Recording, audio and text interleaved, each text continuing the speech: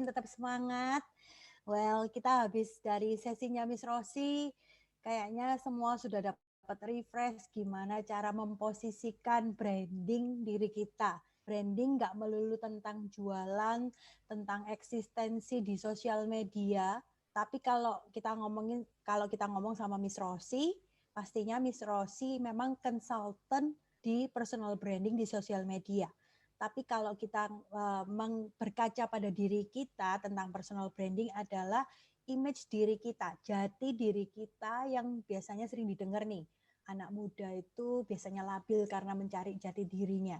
Jadi basically jati diri itu juga nggak bisa tiba-tiba terbit dan nggak hanya cuma dialami sama anak-anak muda aja, struggle-nya dan sebagainya, maksudnya anak remaja, tapi itu adalah fase yang terus disesuaikan dalam hidup karena seperti yang saya udah sampaikan di campaign di awal-awal, fase perubahan yang paling berat untuk wanita itu antara usia 23 tahun hingga 35 tahun karena di situ ada perubahan status dan terus kita harus menyesuaikan. So, image diri kita adalah personal branding kita yang orang lain nilai tentang diri kita. Sedikit banyak pasti mempengaruhi kita secara psikologi. Nah, setelah belajar semuanya dari pertama kita kita get over dari masa lalu kita bangkit dari keterpurukan kita dan luka batin kita, mengenali setiap luka hingga akhirnya kita masuk ke sesi 2-nya dari FLA yang ngomongin tentang sebenarnya passion kita di mana. Jadi setelah kita melalui luka batin itu menjadikan kita orang yang sudah lebih berpendidikan, lebih punya ilmu dan pengalaman dalam mengarungi itu semua. Nah, sudah saatnya kalian menemukan potensi supaya jika digabungkan antara pengalaman dan potensi itu bisa menjadi sesuatu yang powerful. Nah, setelah menemukan potensi dari Ikigai itu, kita berlanjut ke bagaimana kita menampilkan citra diri kita, personal branding kita yang tadi disampaikan sama Miss Rosi. Nah, di akhir ini, di sesi webinar keempat yang paling akhir, kita akan belajar bagaimana memanage diri kita menjadi new you. Seorang superwoman yang sudah tahu potensinya, sudah tahu bagaimana menggerakkannya, apa sih yang perlu di-maintain. Nah, dari kami, kita ingin membagikan bahwa nggak cuman yang di dalam kepala, yang di dalam hati yang harus dibetulkan, tapi secara penampilan dan bagaimana mengolah semua informasinya itu supaya menjadi satu keteraturan yang baik, supaya bisa menyampaikan goal yang lebih tinggi lagi, ada progres yang kita catat dan sebagainya. Kita akan bahas semua di sesi webinar keempat ini. Nah, nggak berlama-lama lagi ya. Dalam webinar ini juga seperti yang tadi sebelumnya di Miss Rosi, kita bakalan bagikan hadiah juga dari Vlokasop. Nah, Vlokasop ini akan memberikan sabun organik buat teman-teman yang berpartisipasi di dalam webinar. Jadi nanti kita lihat aja apakah dari Foni atau Devita nanti meminta kalian untuk berpartisipasi atau bagaimana, kita nanti lihat. Yang pasti kita intip dulu ya, hadiahnya itu seperti apa. Sorry. Saya mau perkenalkan dulu nih, untuk speaker yang pertama, kita akan ngomongin tentang penampilan. Kita akan bersama dengan Foni Tunggal. Ya, CC1 ini sudah menjadi fashion designer dari sejak lama. Nanti beliau akan ngomong lebih lanjut siapa dirinya. Dan karya-karyanya itu benar-benar sudah dipakai di jajaran nasional seperti kayak Miss Indonesia, terus beberapa kali sudah masuk dipakai oleh para presenter insert, juga artis-artis Indonesia yang lain. Beliau akan berbagi tentang tips and trik memiliki fashion yang baik sesuai dengan diri kita dan profesionalisme kita. Oke, berikut kita lihat produk dari Vloka dan profil dari Foni Tunggal.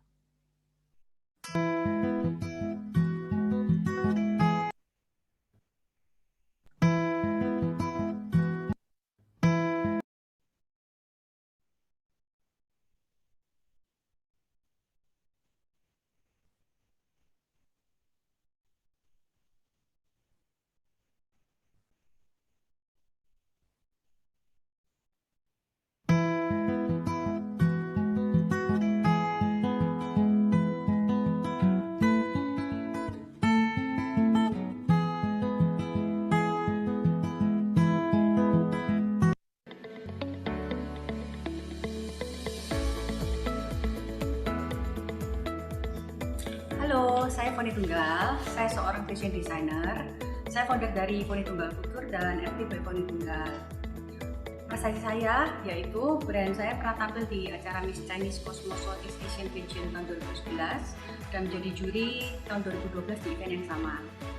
Saya juga memiliki hubungan yang baik dengan Yayasan Putri Indonesia, beberapa artis dan stasiun TV di Indonesia. Penampilan bukan yang utama, tetapi first impression lah yang menentukan bagaimana orang menilai diri kita. Penampilan yang baik suatu keharusan, tapi tidak harus mahal loh. Menggunakan barang-barang yang dengan harga yang terjangkau pun sangat bisa, asal kita tahu triknya, bagaimana mix match yang baik dan sesuai dengan pribadi kita masing-masing. Bersama dalam The Unbreakable Superwoman Campaign selama 2 minggu ini akan membuat kita saling menginspirasi untuk belajar menjadi the new you, menjadi the superwoman yang mau dan mampu untuk menjadi yang lebih baik dari yang sekarang. Memang tidak mudah untuk keluar dari zona nyaman, tapi dengan campaign ini bisa membantu kita untuk mencari jati diri kita dan mengembangkan diri kita dari yang sekarang.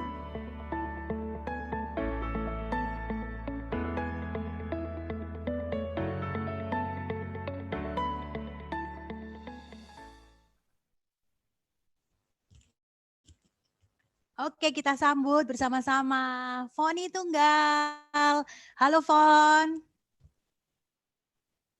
Halo Yul, halo semua. Thank you perkenalannya Yul ya. Halo semua, saya Foni dan saya senang sekali jumpa kalian semua di sini ya. Dan thank you buat Yuli juga untuk ajak saya join di campaign ini, Unbreakable Superwoman Campaign. Nah, di sesi ini aku akan sharing tentang materi yang baru ya. Setelah kalian sudah seminggu dapatkan manfaat dan sudah dapat sharing-sharing yang dari dalam diri kan. Nah, di sini saya akan sharing tentang penampilan, yaitu the new you, the superwoman. Boleh aku langsung sharing aja ya, nggak usah berpanjang-panjang lagi.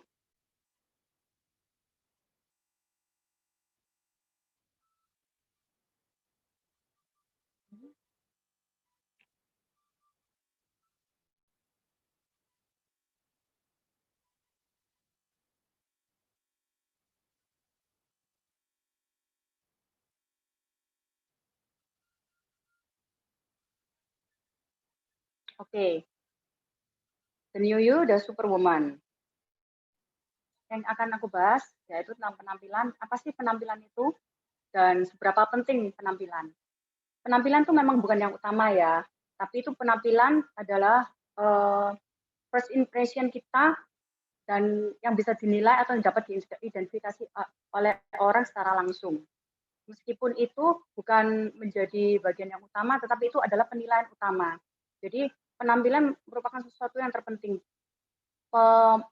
Menyambung dari sharing dari Miss Rosi, tidak langsung personal brand dan penampilan jadi terkait satu sama lain ya. Jadi otomatis kita sangat perlu memperhatikan tentang penampilan.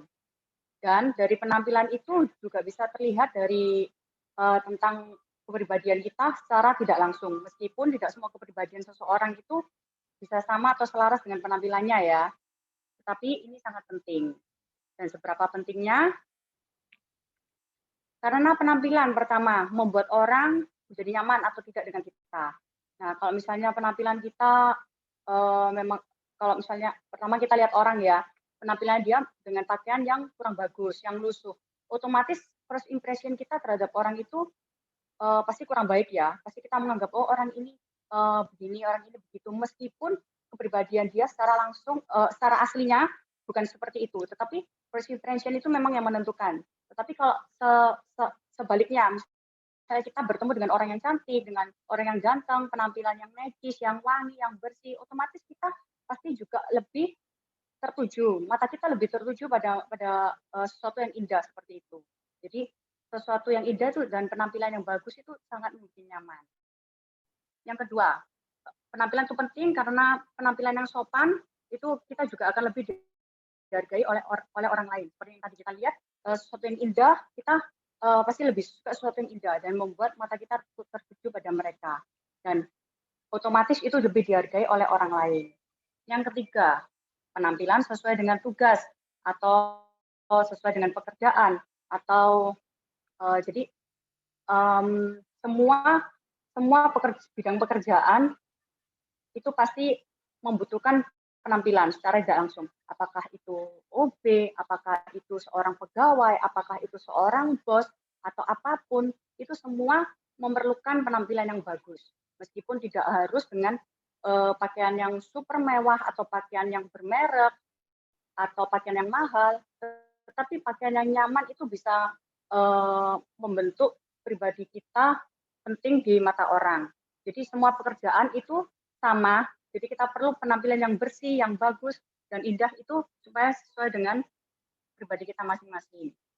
Yang ketiga, nah ini penampilan sesuai dengan diri sendiri. Jadi setiap orang memiliki selera dan ciri khas masing-masing ya. Jadi memang ada sebagian orang itu, jadi penampilannya nggak terlalu match, tetapi dia sangat percaya diri. Tapi asal itu tidak mengganggu orang lain atau tidak merugikan orang lain, seharusnya tidak masalah. Cuman memang lebih baik kita memakai baju mix match yang nyaman dan bisa untuk menghargai diri kita sendiri. Oke. Nah, kalau kita bicara tentang the new you, the superwoman ini, kita otomatis kan pasti ingin sesuatu yang lebih baik dari kita yang sekarang. Caranya dengan merubah penampilan kita. Caranya bagaimana? Ini aku sharing ada 6 bagian cara untuk merubah penampilan. Yang pertama, kita bisa menemukan penampilan baru yang pas. In and out. Ini maksudnya in itu dari dalam diri kita. Contohnya pertama, kita lihat dulu, kita bercermin dulu. Kita mau merubah penampilan kita yang baru seperti apa ya? Kita kaca, apa yang nggak suka ya dari wajahku? Oh, mungkin potongan rambutku ya, atau mungkin rasanya aku perlu lebih make up deh, atau aku rasanya perlu untuk sulam alis deh. Kita harus perbaiki dulu dari hal-hal yang kecil. Jadi misal dari make up, dari rambut, itu kita bisa mencari acuan dari misalnya dari Google atau dari misalnya idola kalian yang kalian suka, kalian bisa lihat, oh ciri mereka seperti ini ya, apa yang kalian suka dari idola kalian, itu bisa kalian contoh untuk kalian terapkan di diri kalian masing-masing. Yang kedua, dari out itu malah dari luar, kalian bisa tanya pendapat ke orang sekitar, misalnya dari orang tua, dari teman, dari bestie. Nah, kalian kan pasti ada satu perkumpulan, mungkin misalnya kalau yang remaja, yang kuliah itu kalian kan pasti ada sekumpulan yang gitu kan ya. Jadi kalian bisa tanya ke teman-teman, kalian bisa kayak sharing-sharing, atau kalau misalnya sekumpulan ibu-ibu yang biasanya dulu kan kalau kita masih ngantar anak sekolah kan ada waktu me time kan ya. Ada waktu me time itu kita bisa sharing ke ibu-ibu, kalian nggak bosan dengan model kita makeup atau pakaian kita selama ini, kok rasanya kok kita kurang gaul ya, atau kurang in dengan model yang ada sekarang. Gimana kalau kita saling kayak makeover atau apa sejenis seperti itu bisa. Jadi kalian bisa sharing dengan mereka.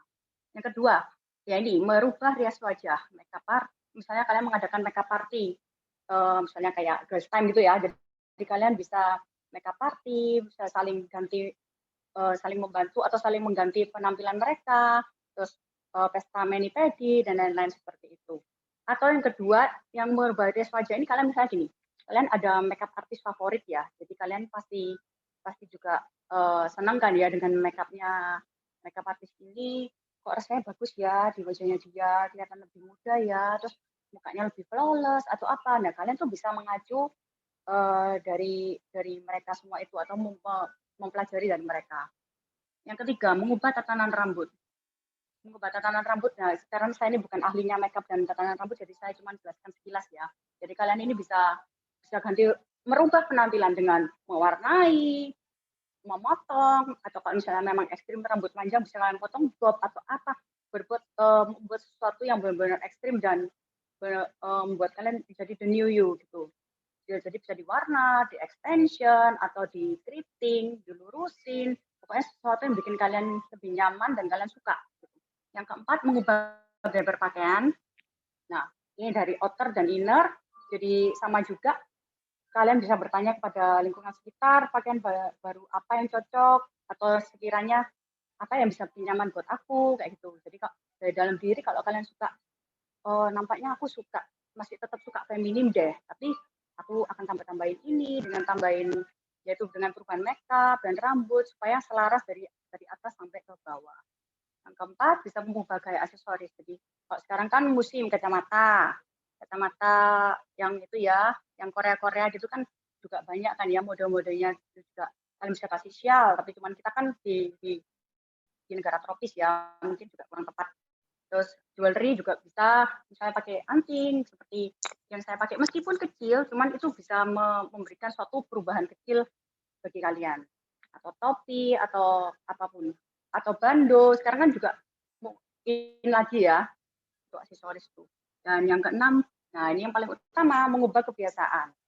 Percuma kalau misalnya kalian ini mengubah penampilan, wah penampilannya bagus ya sekarang, dari atas naik bawah selaras dan serasi. Cuman kalian tidak olahraga teratur. Nah, yang kalian harus jaga itu selain dari luar juga dari dalam. Olahraga teratur, makan yang bernutrisi, cukup tidur, dan banyak air putih. Ini memang sesuatu yang simpel. Semua orang, semua dokter pasti kan juga akan sharing seperti ini. Cuman itu memang menjadi salah satu yang mendasar bagi kita untuk bisa merubah penampilan. Gitu. Oke, next. Nah, ini di sesi ini aku akan sharing untuk merubah penampilan, aku bagi menjadi 3. Yang pertama, berdasarkan profesi. Nah, aku mendapatkan profil kalian ini juga dari Yuli ya. Aku ingin tahu, Yul, ini profil dari para peserta ini seperti apa. Jadi aku bisa juga membantu untuk sharing supaya langsung masuk ke kalian ya. Jadi nggak menerka-nerka, kok rasa nanti nggak nyambung gitu loh ya. Nah, yang pertama ini berdasarkan pekerjaan. Kenapa? Seperti yang bisa sharing, kita harus menyesuaikan di mana kita bekerja, kita sebagai apa, itu semua itu harus kita sesuaikan. Dan kalau misalnya kita berpakaian yang sesuai, otomatis pasti kita menjadi semakin mantap dan kita percaya diri dong, kita pasti lebih menonjol. Kalau misalnya orang kan yang nggak percaya diri kan juga pasti biasanya nggak nyaman dengan pakaiannya, dia akan jadi tidak percaya diri dan akan canggung. Yang pertama, dari profesi ini gaya formal. Nah, ini profesinya ada bisa sekretaris, penasihat hukum, pegawai bank, pengajar, profesi lain yang bisa bersifat resmi. Atau yang biasanya di kantor ya. Nah, model pakaiannya itu yang cocok, biasanya itu setelan yang tidak terlalu rumit. Itu jadi biasanya atas itu misalnya pakai jas atau semi jas dengan celana panjang, dengan rok sepan, itu juga bisa. Tupis dengan potongan tailor lebih mengesankan profesionalisme. Nah, seperti itu potongan jas dengan celana dan rok, panjang rok itu bisa di atas atau di bawah lutut, tapi untuk lebih sopannya ya mungkin di lutut atau di bawah lutut ya. Bisa dengan sepatu hak yang pendek atau yang tinggi 7 cm, jadi kelihatan lebih tinggi dan lebih seksi, itu bisa membuat lebih percaya diri juga. Dan aksesoris secukupnya, karena nggak semua kantoran biasanya kan boleh ya kalau untuk pakaian aksesoris yang berlebihan. Gitu. Nah, untuk warna dan corak, dengan warna klasik, coklat hitam atau navy blue, bahannya polos atau biasanya kotak-kotak, garis-garis, hindari corak yang ramai. Nah, ini aku kasih contoh ya. Yang pertama ini, dia pakai lengan panjang, terus ada vest dan celana panjang. Nah, itu bisa juga kalian gunakan di kantoran. Nah, ini untuk blazer atau semi jas kayak gitu, dengan rok. Kalau misalnya roknya terlalu pendek atau apa, bisa kalian tambahin stocking ya, kayak gitu, stocking gelap gitu. Terus untuk yang satunya ya pakai blazer dan celana panjang. Nah, untuk variasi supaya nggak terlalu terkesan berat ya, atau terkesan benar-benar formal, itu kalian bisa pakai seperti ini blus, tangan pendek dengan rok di bawah lutut ya. Pokoknya tetap terkesan sopan dan formal. Oke. Yang next, untuk gaya kreatif. Gaya kreatif ini apa? Profesinya biasanya perancang mode.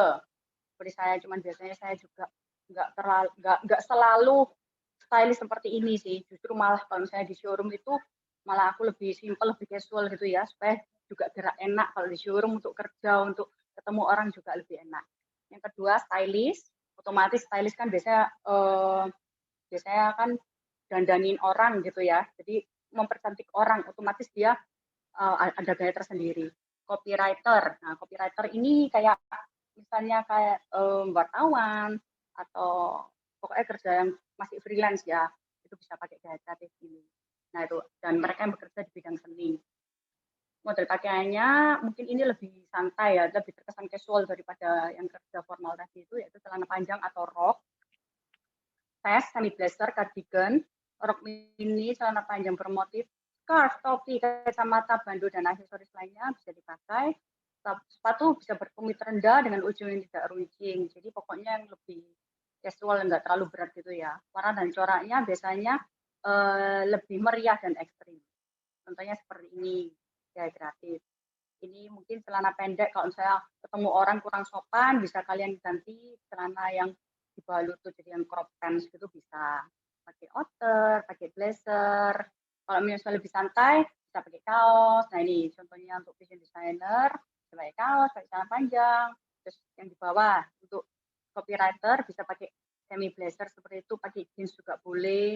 Nah, pakai semi boots seperti itu, bisa ankle boots. Aksesoris bisa pakai topi, bisa pakai kacamata. Gitu ya. Next, dengan gaya lapangan. Nah, ini mungkin yang lebih bebas lagi ya, supaya lebih enak bergerak ya, lebih leluasa seperti itu. Untuk biasanya untuk profesi reporter, biasanya untuk reportan pasti kesana kesini untuk mengejar berita dan lain-lain. Fotografer, desain interior, arsitek, atau mereka lebih banyak bekerja di lapangan. Model pakaiannya praktis dan simple, tampil maskulin dengan setelan celana berpipa kecil, blus lengan pendek, dan vest bercorak. Model sepatu bisa berumit tinggi. Kalau misalnya memang mungkin kalau desain interior supaya terkesan lebih chic, lebih girly, lebih feminim, boleh pakai yang bertumit tinggi. Bisa juga pakai tumit rendah, maskulin, bahkan sepatu cat. Warnanya bebas, lebih ke arah netral, cerah maupun lembut.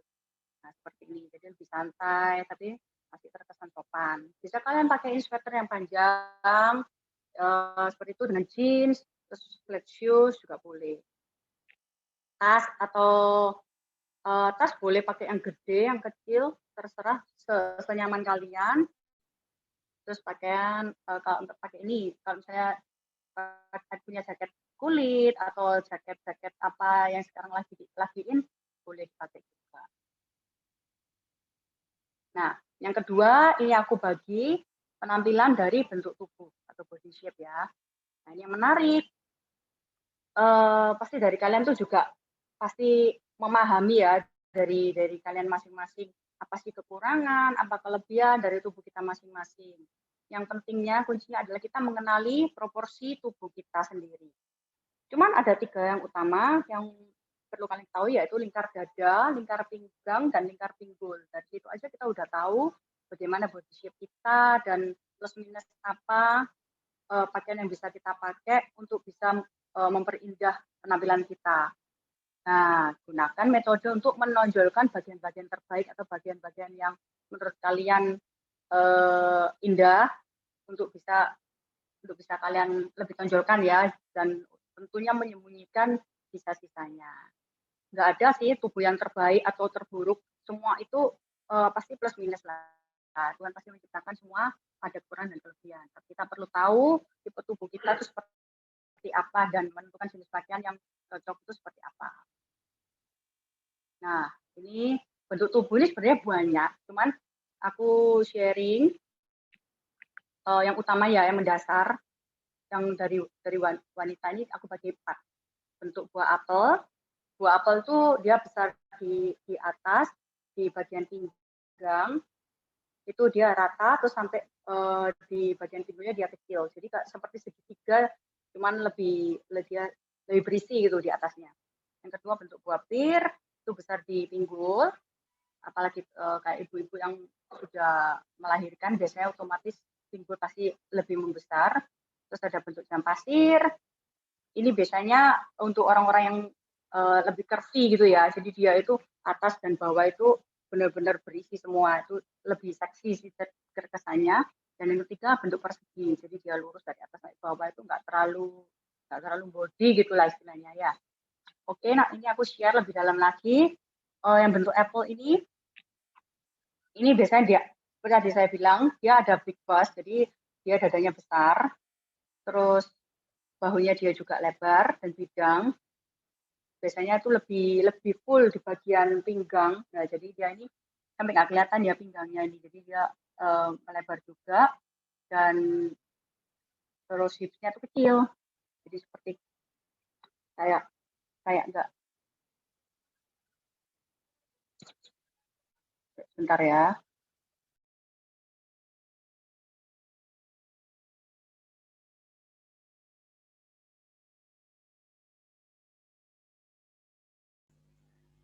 Kayaknya saya ini bentuknya apple ini, Miss Foni. Badannya kayak gini, benar-benar yang dideskripsikan ini kayak benar-benar badanku. Wah, aku jadi pengen tahu ini, Fon, solusinya gimana menutupi kekurangan dalam arti dan Ya, menonjolkan kelebihan. terus lanjut ya, sorry tadi mati baterainya. Nah, terus pinggulnya kecil. Nah, biasanya memiliki kaki yang seksi, jadi kecil biasanya.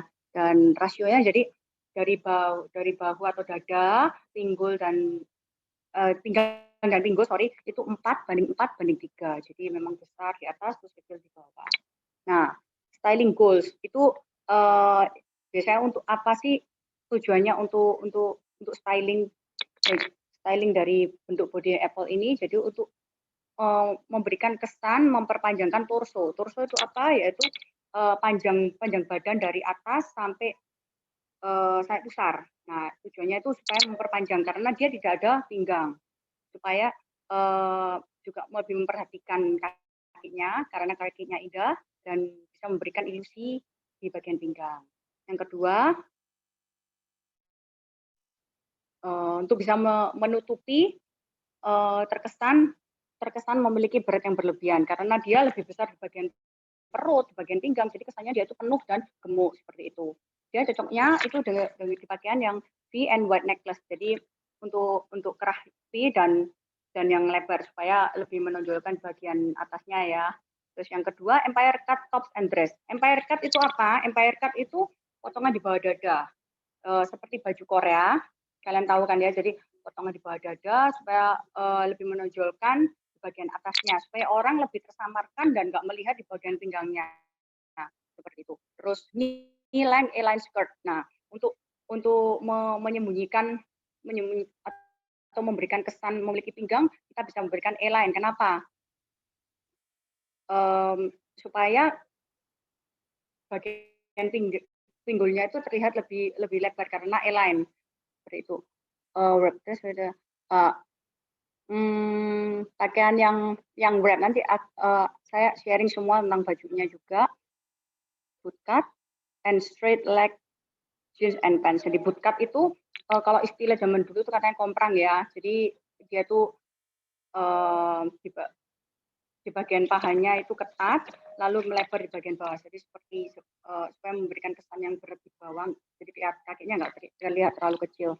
Terus juga bisa kasih statement necklace, kasih kalung, kasih handbag dan wedges. Kenapa perlu pakai handbag? Jangan pakai shoulder bag supaya nggak memberikan kesan terlalu penuh di bagian atas. Jadi supaya orang juga melihat bagian atas dan bagian bawah. Jadi untuk bagian tengah itu nggak terlihat penuh seperti itu. Nah, keep away from high waist pant and skirt. Nah, nggak boleh pakai high waist seperti ini karena memberikan kesan penuh di perut. Terus juga detail-detail yang terlalu berat di pakaian, jadi mendingan yang simpel aja. Yang bodycon. Nah, bodycon ini yang ketat dari atas sampai bawah. Jadi semakin memperlihatkan sesuatu yang patut disembunyikan itu ya.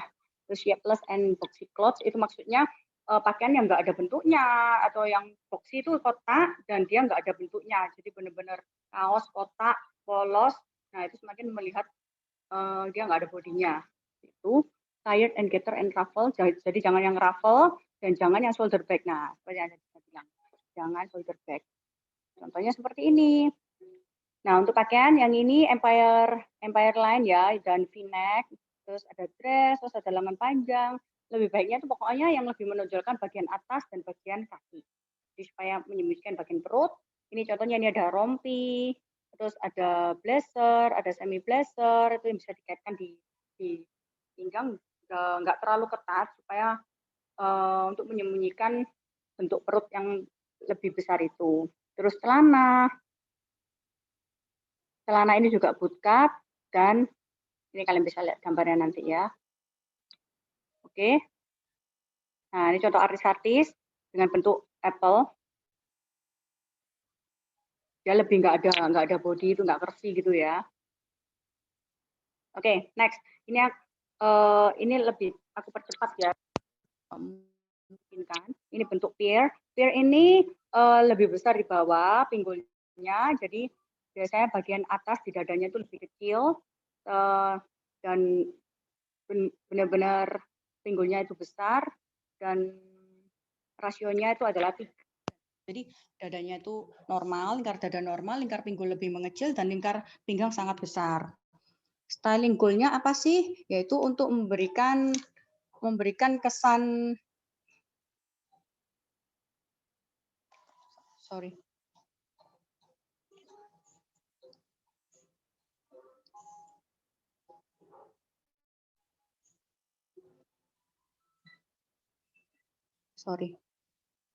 apa sih itu, untuk lebih menonjolkan pinggangnya dan untuk memberikan volume di pundak, di shoulder, karena dia shouldernya kecil ya, seperti itu. Dan bagusnya itu di both cowl and ruffle. Both neckline itu maksudnya kerah itu terbuka dari sini sampai sini, jadi supaya lebih menunjukkan baunya lebih bidang. A-line skirt, billowing cap, dan nah kalau yang ini boleh pakai shoulder bags supaya untuk lebih memberikan kesan penuh di atasnya. Yang nggak boleh bias cut and dress skirt. Jadi itu baju dan rok yang potongan serong biasanya, yang flowy, karena akan memberikan kesan besar di bawahnya. Baggy tops and tunic. Jadi jangan yang benar-benar nggak ada baju tunik yang besar, itu jangan, karena jadi lebih nggak berbody. Low waist skinny jeans, low slumped. Oke, kita lihat dulu langsung contohnya seperti ini. Nah, seperti itu. Jadi bajunya supaya lebih memperlihatkan atasnya ya biasanya, supaya lebih menonjolkan bagian atas. Nah, bagian kaki ini bisa pakai celana yang bootcut seperti ini, celana kompran. Jadi supaya untuk menyamarkan pinggulnya. Untuk dress, untuk baju. Nah, rok ini biasanya nggak terlalu mengembang, yang lebih jatuh, yang lebih lurus gitu.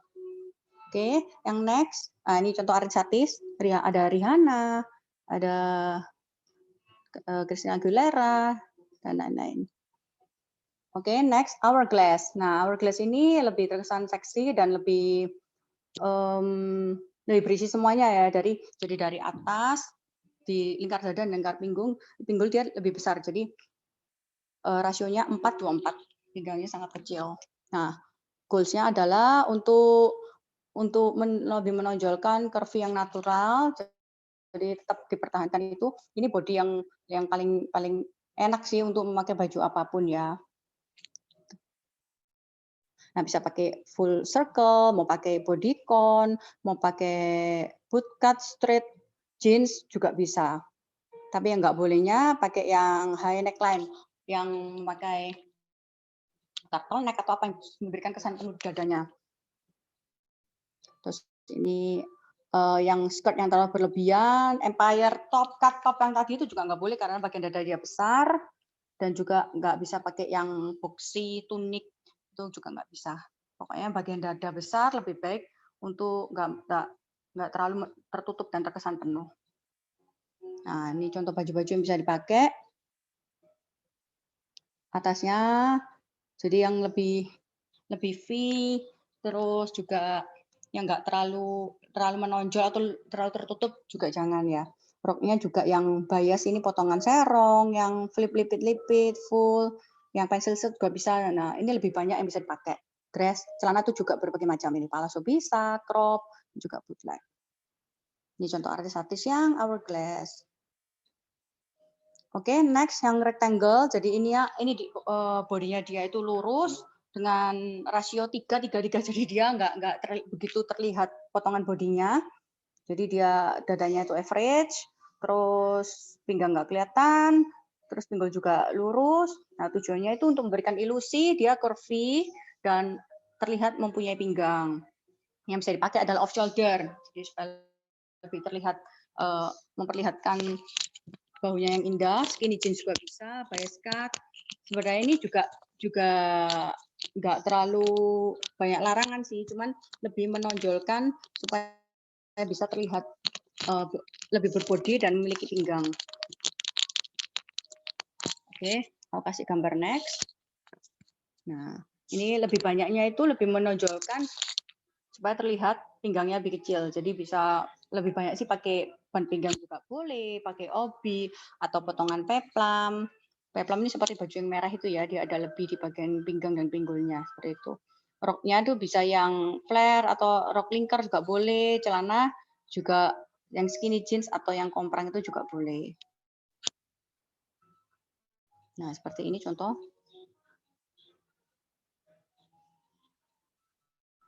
Oke, yang ketiga, aku bisa sharing. Kita bisa memilih baju itu, merubah penampilan itu dari warna kulit. Nah, seperti kita ketahui, kalau Indonesia ini kan negara tropis dan memiliki berbagai macam ras, berbagai macam warna kulit. Jadi kita perlu tahu masing-masing model yang cocok pakaian seperti apa, supaya kita nggak terkesan saltum atau terlalu pucat atau terlalu menyala kalau misalnya bertemu dengan orang. Nah, yang pertama kulit putih merona, yaitu yang boleh itu warna-warna zaitun, warna bumi seperti zaitun, hijau terang, coklat dan krem, biru-biru elektrik, hot pink, merah muda ringan, itu maksudnya yang soft, itu peach, burgundy, ungu gelap, hitam, dan berikan kontras yang sempurna dengan Anda. Nah, ini lebih enak sih putih merona itu dia lebih cocok ke warna apapun, asal jangan warna yang terlalu pucat atau yang terlalu kinclong seperti silver dan warna-warna neon. Nah, contohnya seperti ini, banyak banget kan. Ini ada yang orange, ada yang biru, terus ada yang merah, warna-warna tanah, burgundi, ungu, biru, dan sebagainya. Next, kulit kuning langsat. Nah, ini yang paling banyak di Indonesia ya. Bolehnya warna merah, biru, ungu, hijau, kuning, coklat, navy, hot pink. Hampir sama sih dengan kulit yang putih itu, cuman mungkin jangan yang hampir sama dengan warna kuning kita sendiri ya, yaitu warna kuning ungu tua. Nah, contohnya seperti ini. Jadi supaya nggak terlalu kontras dan nggak terlalu sama dengan warna kulit kita. Kita merah, biru, ungu, terus hijau, kuning, bisa mix match juga. Yang ini warna coklat dan navy, terus ada warna ungu juga. Dan next kulit sawo matang, ini juga kedua yang terbanyak ya. Itu kita boleh pakai warna merah hati, merah bata, kuning mustard, kaki putih, hijau olive, orange. Jadi mungkin yang lebih warna-warna bold ya. Yang nggak boleh warna krem seperti warna kulit Anda, nuansa gelap dan abu-abu. Jadi mungkin lebih terlihat kusam nantinya. Nah, ini kulit sawo matang dia pakai hijau olive gini juga bagus. Terus pakai warna merah bata atau merah brick ya. Terus ada kuning mustard, pakai putih. Putih itu paling aman sih. Putih, hitam itu paling aman. Ada merah, biru muda juga. Kalau misalnya mau pakai motif seperti ini kulit motif bulu zebra atau misalnya kalau mau leopard itu juga boleh. Dan yang terakhir kulit hitam manis. Yang kulit hitam manis ini justru malah memakai pakaian yang lebih kontras banget, itu malah lebih bagus sih, jadi lebih menonjol juga. Jadi pakai kuning mustard, orange, earth tone. Jadi dia pakai yang warna lebih kalem, lebih pastel, juga bisa lebih menonjolkan kulitnya yang indah juga ya. Jet green, hijau mint, serba biru, dan putih. Yang nggak boleh hitam, coklat, abu-abu, biru gelap, pokoknya yang gelap-gelap, yang nggak kontras atau yang nggak selaras dengan kulitnya lebih baik jangan. Nah ini yang kulitnya hitam, dia memakai yang soft-soft gitu lebih menonjolkan kulitnya. Atau yang sekalian kinclong, kuning, hijau, merah, biru, dan pink. Oke, sekian. Udah selesai. Oke, thank you Fon. Thank you for sharing. Thank you, sama-sama. Karena maaf ya karena waktunya itu benar-benar lumayan pack. Tadi Foni sampai harus menjelaskan lumayan dimampetin, nggak bisa didetailin satu persatu. Tapi Nggak apa-apa, nanti aku share, bisa aku bagi juga ke kalian. Sip. Jadi pasti. supaya bisa lihat dengan jelas ya. Ya. Jadi nanti ke teman-teman kayaknya harus mengenali bentuk tubuh supaya bisa memilih pakaian yang tepat. Terus setelah sudah tahu bentuk tubuh dan pakaian yang tepat, bisa disesuaikan dengan profesinya kayak yang disarankan sama Poni. Okay. Ini tadi ada yang bertanya sih, mungkin apa bisa dilihat nanti ya Yul ya setelah Devita ya. Iya betul. Jadi nanti kalau sesi Q&A saya jadiin satu bareng-bareng sama Devita, nanti akan dijawab bersama. Oke, siap. Thank you. Next ini kita bakalan dengerin sharing dari seorang influencer yang masih cukup muda, yang termasuk dari Gen Z. Jadi mungkin bisa mewakili teman-teman yang baru memasuki dunia kerja, yang baru lulus dari kuliah mungkin dan sebagainya, yang juga sedang berusaha memperbaiki dirinya, berusaha membuat prioritas yang baik, karena dari lulus bekerja itu kan itu adalah tekanan pertama, stage nomor 1 di mana kita itu masuk ke dunia yang sebenarnya.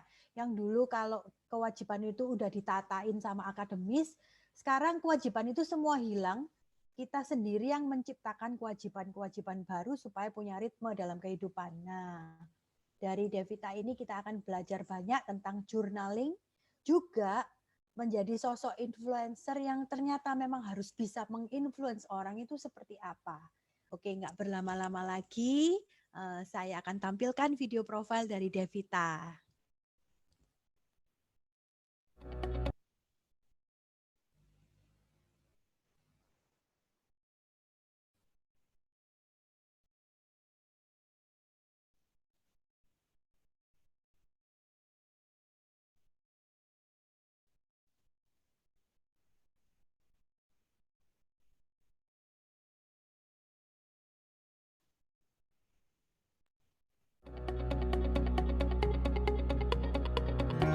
Perkenalkan, nama saya Devita Lesmana. Saya adalah seorang content creator di bidang beauty, fashion, dan lifestyle. Saya membuat konten di berbagai platform seperti Instagram, YouTube, dan blog.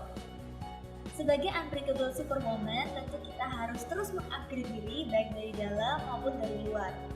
Tapi perbaikan diri tentu tidak terjadi secara instan, jadi kita harus mempunyai perencanaan yang baik. Tujuannya adalah supaya kita lebih mengenali diri kita sendiri dan mengerti apa yang ingin kita lakukan di dalam hidup ini. Saya ingin berbagi mengenai sistem bullet journal. Nah, sistem ini sudah membantu saya. Saya berharap sistem ini juga dapat membantu Anda di Unbreakable Superwoman. Campaign Unbreakable Superwoman yang akan kita lakukan selama 2 minggu ke depan sebagai langkah awal untuk Anda menjadi pribadi yang lebih baik, menjadi wanita yang mengerti jelas siapa dirinya dan apa yang ingin dilakukan untuk kedepannya.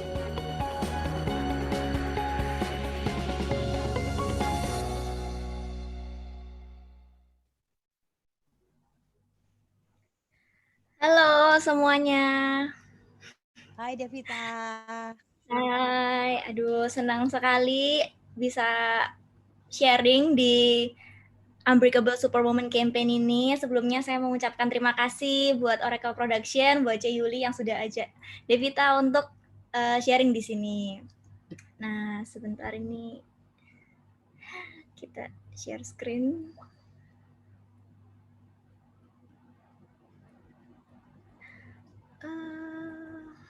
Wait.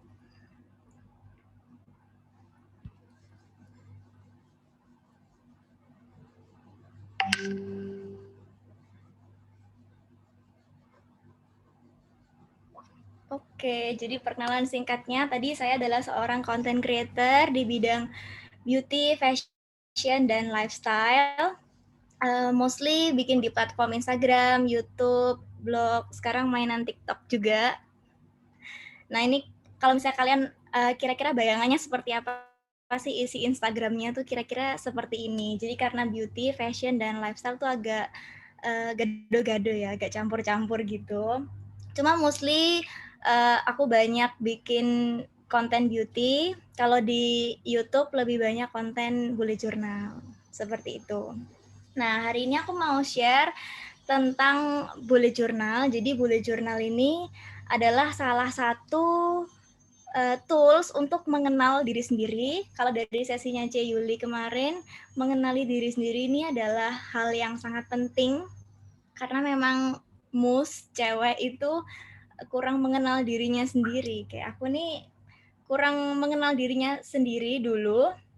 Jadi kalau cewek ini kan banyak maunya ya, kepinginnya tuh happy, tapi actually kadang kita nggak ngerti yang bikin kita happy itu apa gitu. Nah, bullet journal ini tuh mungkin ada teman-teman yang sudah tahu, ada teman-teman yang juga belum tahu. Bullet journal ini semacam planner.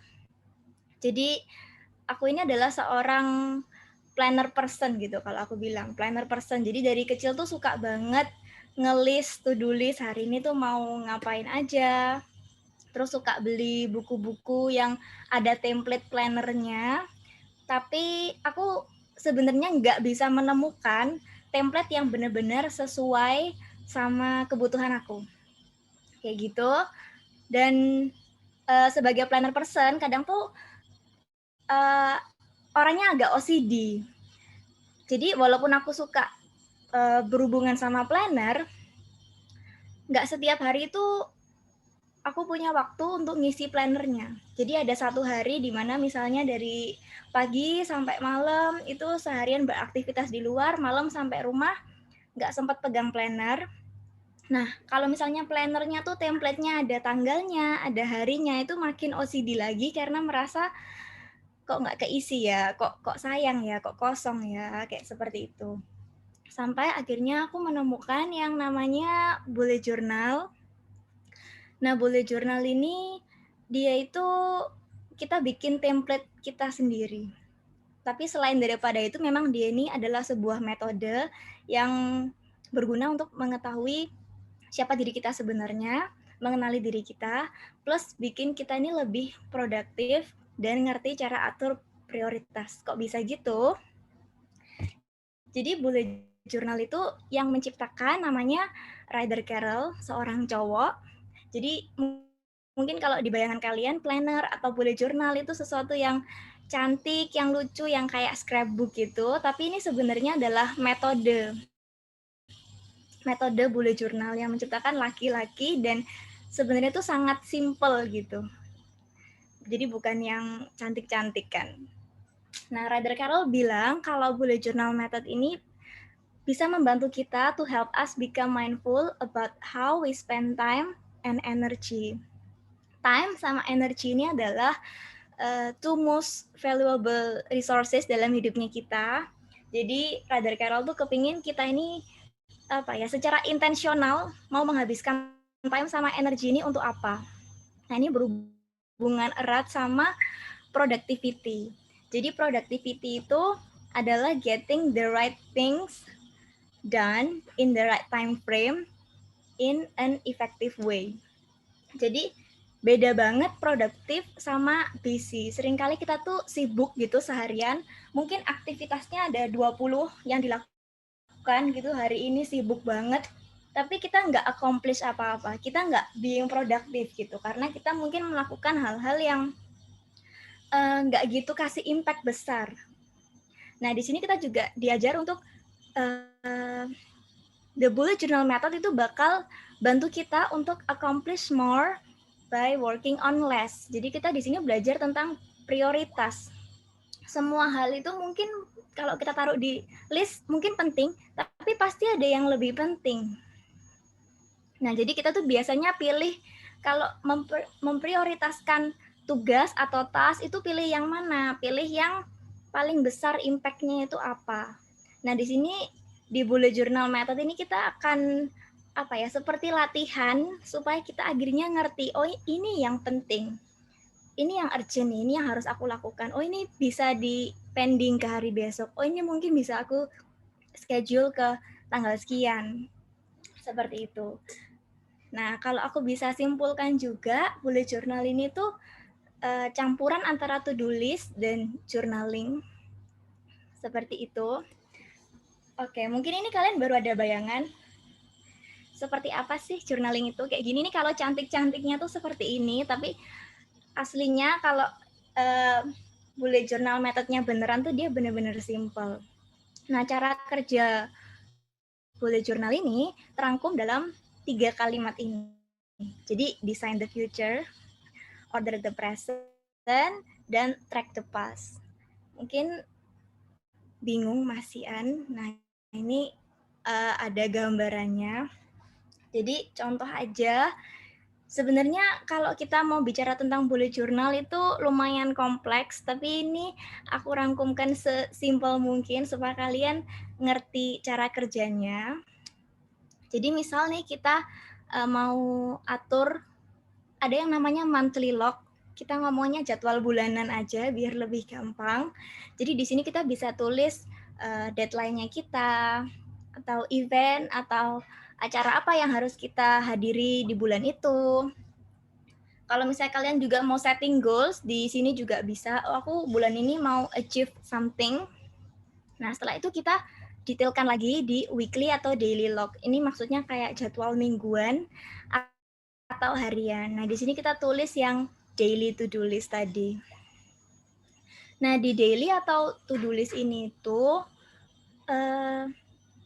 mungkin teman-teman bingung gitu. To-do list-nya tuh yang harus ditulis yang mana? Katanya kan harus memprioritaskan yang penting. Kalau teman-teman bingung, ditulis aja dulu semuanya. Nanti pikirannya kita tuh somehow akan ngerti, oh ini urgent, ini harus tak lakuin dulu. Yang ini bisa aku pending nih, seperti itu. Dan tadi aku juga bilang, selain dari nulis to-do list, bullet journal ini juga bisa untuk journaling. Jadi misalnya di hari Senin, setelah kita nulis to-do list, terus at the end of the day kita kayak reflect gitu, tadi aku ketemu sama si A. Dia itu cerita tentang bisnisnya, it was fun, dia kasih aku banyak ide juga tentang bisnisku, dia bikin aku semangat, dia kasih aku dorongan yang bagus, pokoknya dia kasih aku positive vibes. Oke.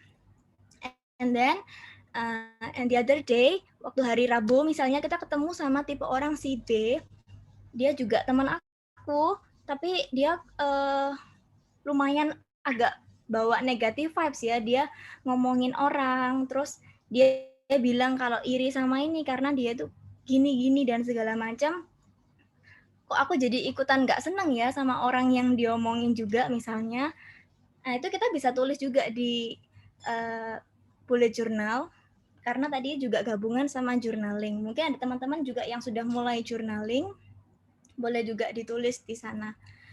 By the way, metode journaling ini lumayan efektif untuk teman-teman untuk menjaga kesehatan mental, karena kadang kita punya masalah tapi nggak semuanya kita bisa share ke orang lain.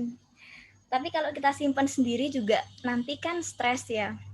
Jadi ada baiknya kalau ditulis. Ini bagus banget, dan jangan merasa nanti takut dibaca orang. Oke, pertama, kalau orang sebenarnya lihat buku, isinya banyak banget tulisannya, dia sebenarnya males baca gitu. Kedua, seandainya dia mau baca, that's fine actually, karena ketika kita tulis di jurnal, itu kan kita bahas tentang hidupnya kita. Hidupnya kita ini kan naik turun. Mungkin di saat down kita bilang, aduh aku sedih karena gini. Terus hari berikutnya mungkin kita, ini aku menemukan solusi nih. Terus kalian rise up, terus kalian ketemu masalah lain lagi, kalian down, kalian menemukan solusi. Dan kalau orang bisa baca itu, ya dia juga bisa terinspirasi gitu sebenarnya dari kisahnya kalian. Karena kalau kita cuma cerita yang bagus-bagus dari hidupnya kita hanya akan bisa impress orang gitu. Wow, hidupmu keren ya, amazing ya, bagus ya. Tapi kita nggak bisa inspire. Tapi kalau kita cerita, aku dulu struggle kayak gini. terus aku menemukan solusi, terus aku sekarang bangkit, aku sekarang jadi orang yang demikian, itu orang lebih terinspirasi ya kan. Kayak tadi semuanya pasti terinspirasi ya sama ceritanya Cirosi. Itu memberkati aku juga. Jadi gak usah takut untuk memulai journaling, menurutku gitu. Karena lebih banyak keuntungannya daripada kerugiannya gitu. Nah, setelah itu kita bisa track the past. Jadi setelah kita tulis, at the end of the week kita refleksi lagi kalau oke, berarti aku nih cocok berteman sama tipe yang A tadi karena dia bawa positive vibes, dia ajari aku banyak hal, dia nggak pelit ilmu, dia kasih aku ide banyak buat bisnisku juga. Meanwhile kalau sama si B, dia kok bawa negative vibes ya. Jadi next time kita akhirnya bisa memutuskan untuk oke, next time kalau si A ngajak aku pergi lagi, aku bakal make time lebih banyak untuk si A karena aku dapat banyak dari dia. Sedangkan untuk tipe orang si B, kayaknya aku harus mengurangi waktu bergaul dengan orang yang tipenya seperti ini. Akhirnya kita bisa mindful untuk menghabiskan waktu sama energi kita itu ke siapa dan ke apa. Jadi tujuan besarnya seperti itu dari bullet journal ini. Jadi nggak hanya kalian tulis to-do list, terus journaling, tapi bagian refleksi ini penting sehingga akhirnya kita bisa ngerti, ternyata aku orang yang seperti ini. Oh, aku marah kalau diginiin. Seperti itu. Terus di bullet journal juga ada bagian lain yang namanya tuh collection. Salah satu contohnya adalah habit tracker. Habit tracker ini untuk nge-track kebiasaannya kita. Kalau dari aku, contohnya aku nih orang yang sangat pelupa sekali, jadi sebenarnya bullet journal ini sangat membantu aku karena setiap aku ingat sesuatu aku bisa tulis, soalnya aku sering lupa gitu. Nah, contohnya nih, misalnya aku tuh kepingin maskeran seminggu 2-3 kali sehari. Tapi in the middle of the week aku tuh selalu lupa kalau kemarin aku sudah maskeran apa belum ya. Kayak lupa gitu. Nah, kalau ada habit tracker ini, jadi aku bisa tandain. Kalau hari ini aku maskeran, hari Senin berarti tak tandain. Akhirnya aku bisa ingat kalau, oh ya seminggu ini aku baru 1 kali. Jadi aku bisa ada slot 2 kali untuk maskeran. Itu contoh yang sangat kecil, yang minor. Tapi di bullet journal ini karena kita bisa bikin template sendiri, jadi menyesuaikan kebutuhan teman-teman banget. Seperti itu.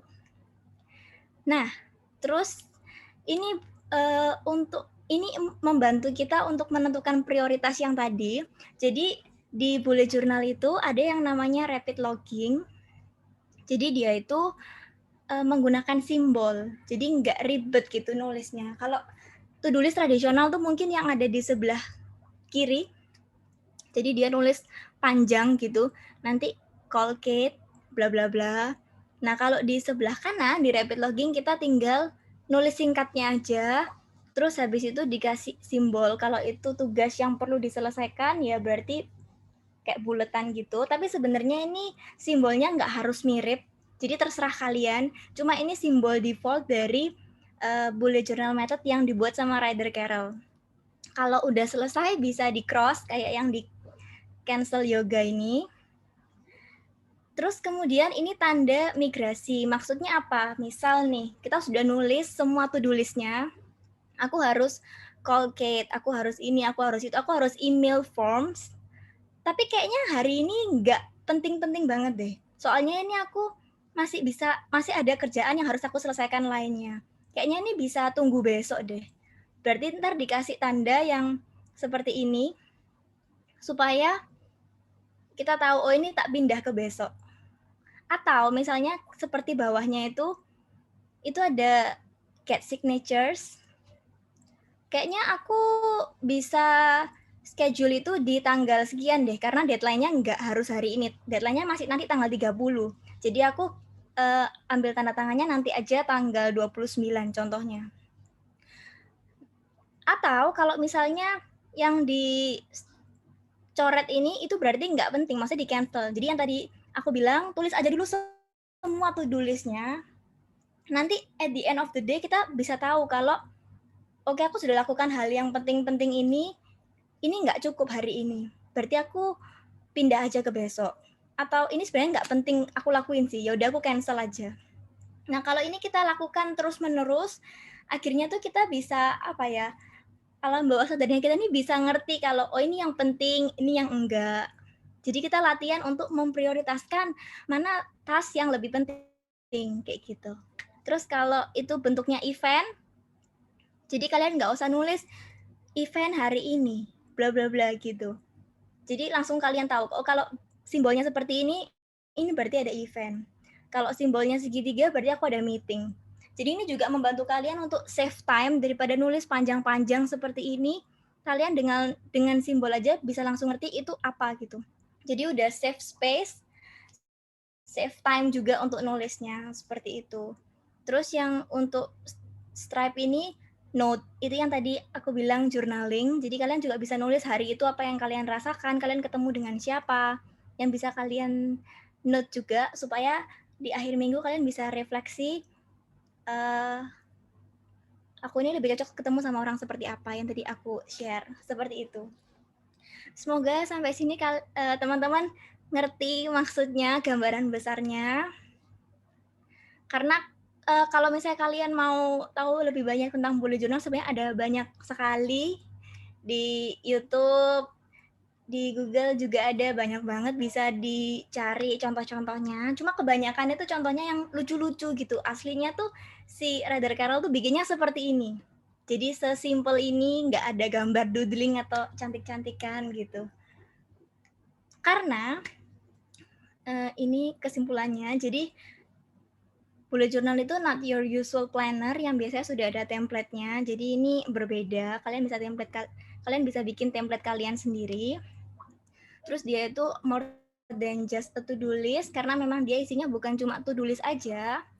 Karena ada journalingnya juga di sana. Kita juga bisa nge-track, kita bisa belajar memprioritaskan tugas yang harus kita lakukan. Terus karena kita ini bikin template-nya kita sendiri, ini tuh forgiving. Biasanya orang yang suka main sama planner itu kalau salah suka dirobek kertasnya karena merasa aduh jelek, nggak sempurna gitu. Nah, tapi kalau di sini tuh nggak apa-apa gitu. Ini tuh bullet journalnya itu dermawan ya, dia memaafkan banget. Jadi kalau misalnya salah, ya udah itu kayak apa ya, bagian dari hidup. Memang hidup ini kan trial and error ya. Jadi nggak harus dibenerin, tenang aja. Dan nggak perlu cantik-cantikan juga, karena your bullet journal doesn't have to be artsy, it has to be useful. Karena yang paling penting adalah itu berguna buat teman-teman. Dan yang paling penting goalnya adalah untuk mengenal diri sendiri lebih jauh, to know yourself more. Seperti itu. Mungkin sampai sini ada pertanyaan atau mungkin ada teman-teman yang mau sharing sudah pernah pakai bullet journal atau mungkin ada teman-teman yang to-do list sama journalingnya itu beda buku gitu. Boleh juga kalau misalnya ada yang mau sharing sebelum aku lanjut ke sharing berikutnya. Kalau ada yang mau tanya, mic-nya boleh dinyalain langsung, bisa langsung perkenalan diri aja dan pertanyaannya. Satu ya, saya batasin satu kali ya, biar bisa lanjut ke yang lainnya. Boleh. Iya, mungkin ada yang mau sharing tentang sudah terbiasa journaling juga, cuma mungkin belum pernah coba bullet journal. Halo Kak Devita, saya mau nanya boleh nggak? Boleh.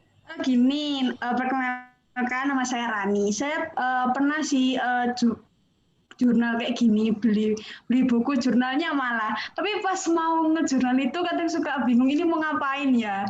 Terus ya udah gitu nggak kecatet atau kadang-kadang kayak lupa, habis itu bosen. Nah itu gimana sih cara ngatasin hal-hal yang bikin error gitu. Jadi harusnya ini tuh nge-track ngejurnal gitu. Terus jadi ya udah gitu.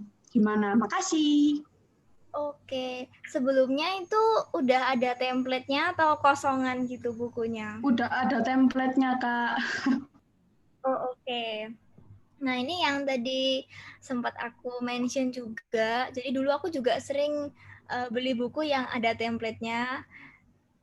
sebenarnya ini preferensi. Jadi ada orang-orang yang memang suka ada template-nya karena itu biasanya lebih terarahkan. Tapi minusnya adalah kadang dia nggak sesuai sama kebutuhannya kita. Nah, kalau yang tadi bullet journal ini kan kita bikin-bikin sendiri. Kalau misalnya nih kita lagi mau nge-track pendapatan atau pengeluaran, expense tracker. Kita mau nge-track apa yang kita keluarin bulan itu. Karena seringkali itu dapat uang kok tiba-tiba hilang aja gitu. Nah, kita mau mulai nge-track gimana caranya. Atau kita mau saving tracker, kita mau mulai nabung. Tiap ada uang 20.000 mau kita tabungin pokoknya. Terus kita mau nge-track supaya jelas gitu perkembangannya. Mungkin kalau ada template-nya itu yang mungkin bikin bingung. Jadi coba pakai yang kosongan gitu. Terus nanti lihat-lihat referensi bullet journal yang ada di YouTube, di Pinterest juga ada banyak. Disesuaikan juga sama kebutuhannya kamu.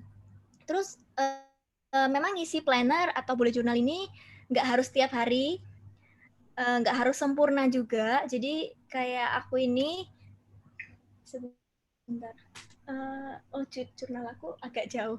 Jadi kalau aku tunjukin jurnalnya, aku tuh nggak tiap hari ngisi.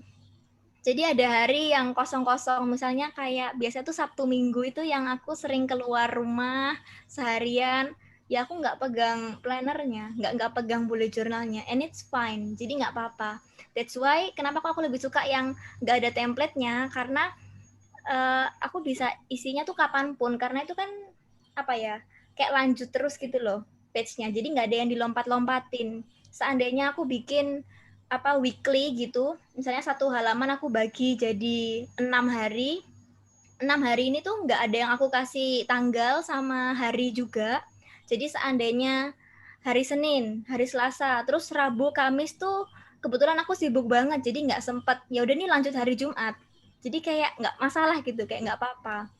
Nggak usah terlalu terbebani. Karena kalau terbebani jadi malah males, nggak kepingin aku nggak planner-planneran lagi, aku nggak mau journaling lagi. Tapi kalau kita nggak terbeban, pasti jadi jauh lebih fun gitu.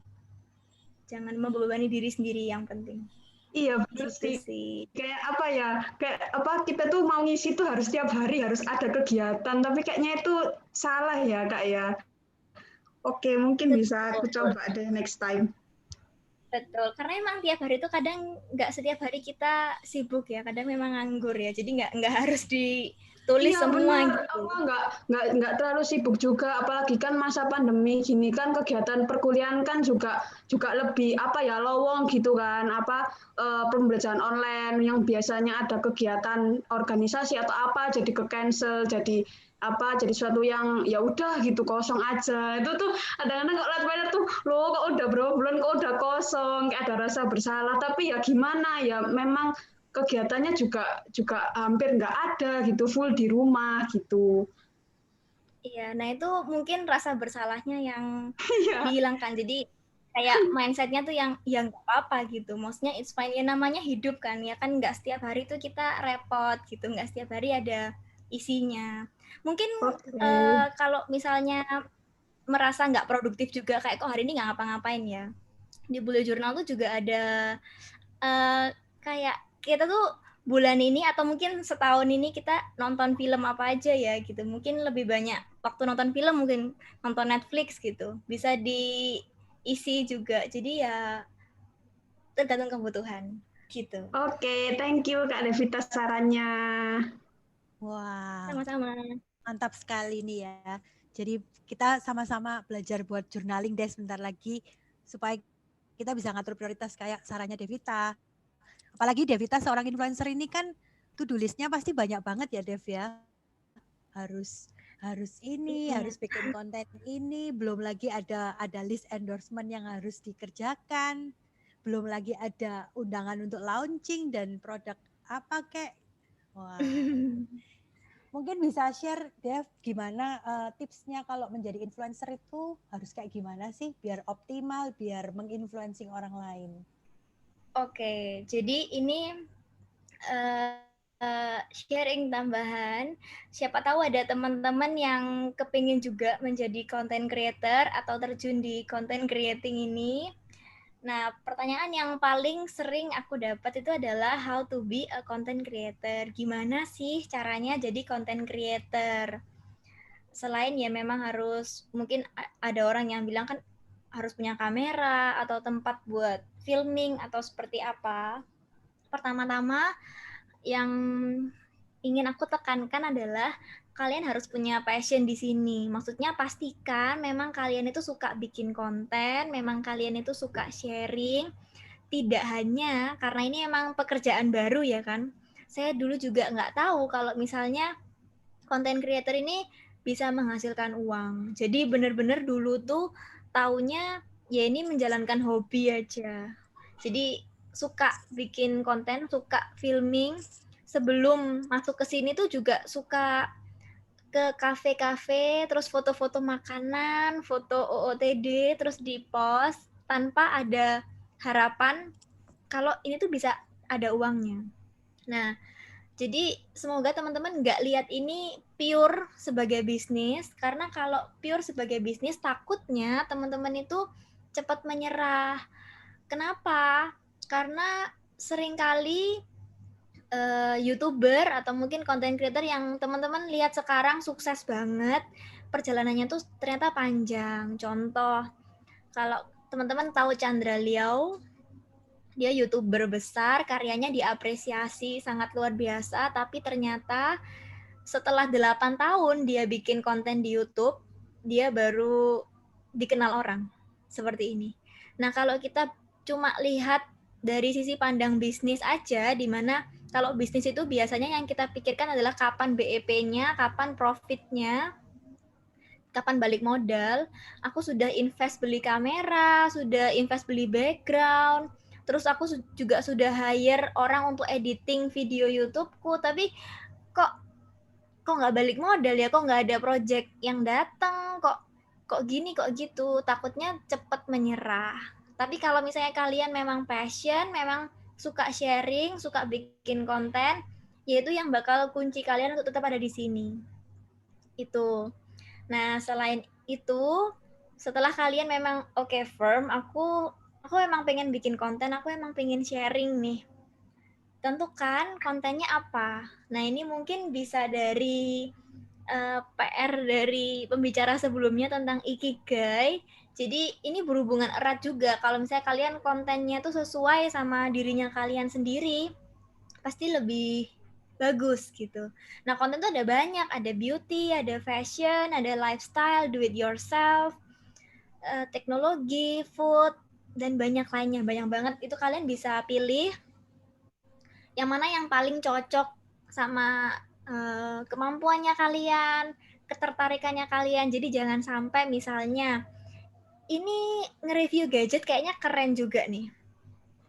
Soalnya apa ya, jangka panjangnya ini bagus nih. Kalau misalnya nanti Samsung ngeluarin yang baru, mungkin aku bisa dikasih nih gitu, mungkin.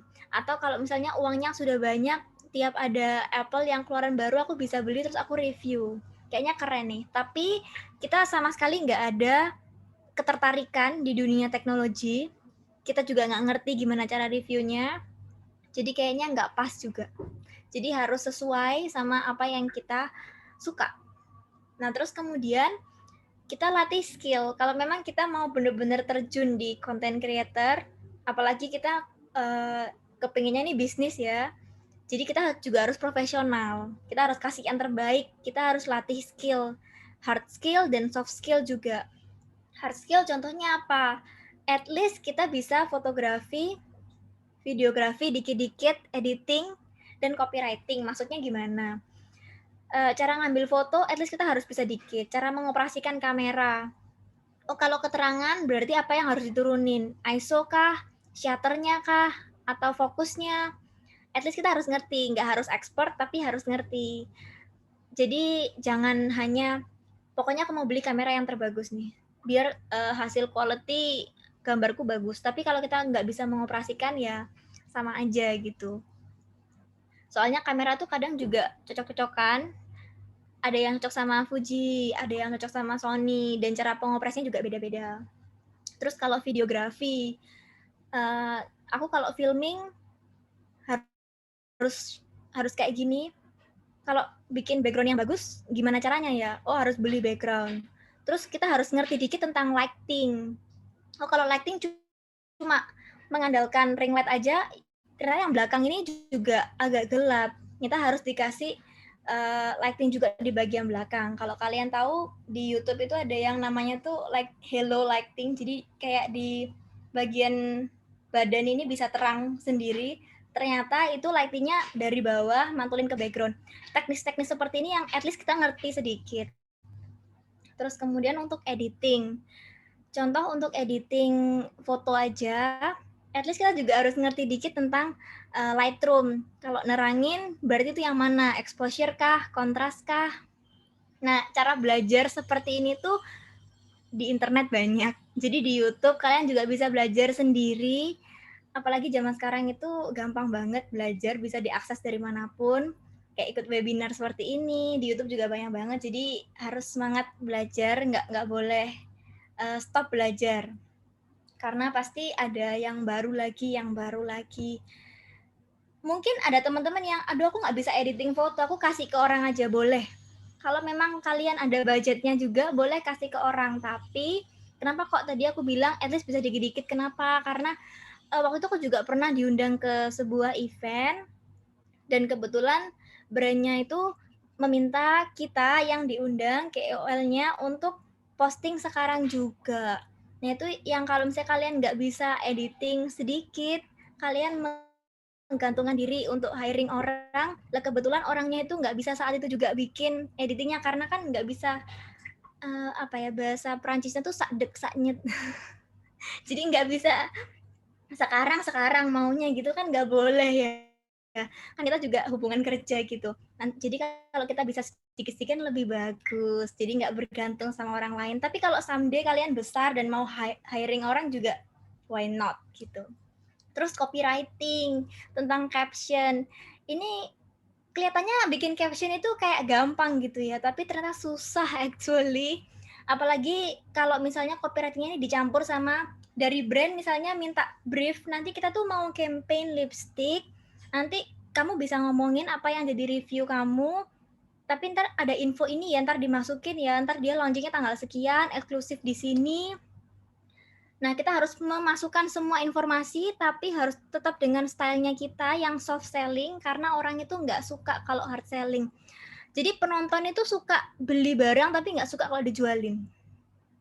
Nah, that's why harus soft sell. Jadi kalau aku sih lebih suka yang soft sell daripada hard sell, seperti itu. Dan yang terakhir yang nggak kalah penting itu attitude, karena kita berhubungan sama orang lain, sama PR brand, tentu kita harus punya attitude yang bagus. Kalau misalnya kita kerjasama sama brand, pasti harus on time, pasti harus kasih yang terbaik, dan harus kalau misalnya ada masalah harus dikomunikasikan. Jadi mungkin nggak cocok, mungkin brandnya, PR brandnya itu mungkin ngomongnya nggak enak, kita tetap harus baik, harus tetap menjaga attitude dengan baik.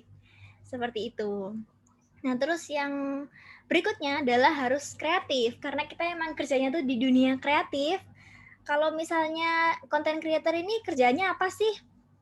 Bikin konten sesuai dengan brief campaign dari brand. Misalnya brandnya tadi ngeluarin lipstick, terus kalian disuruh bikin YouTube video. Kira-kira konsep seperti apa yang mau kalian kasih? Apakah bentuknya haul and try on, ataukah mau di swatch? Kalau di swatch, nanti di swatch-nya di mana?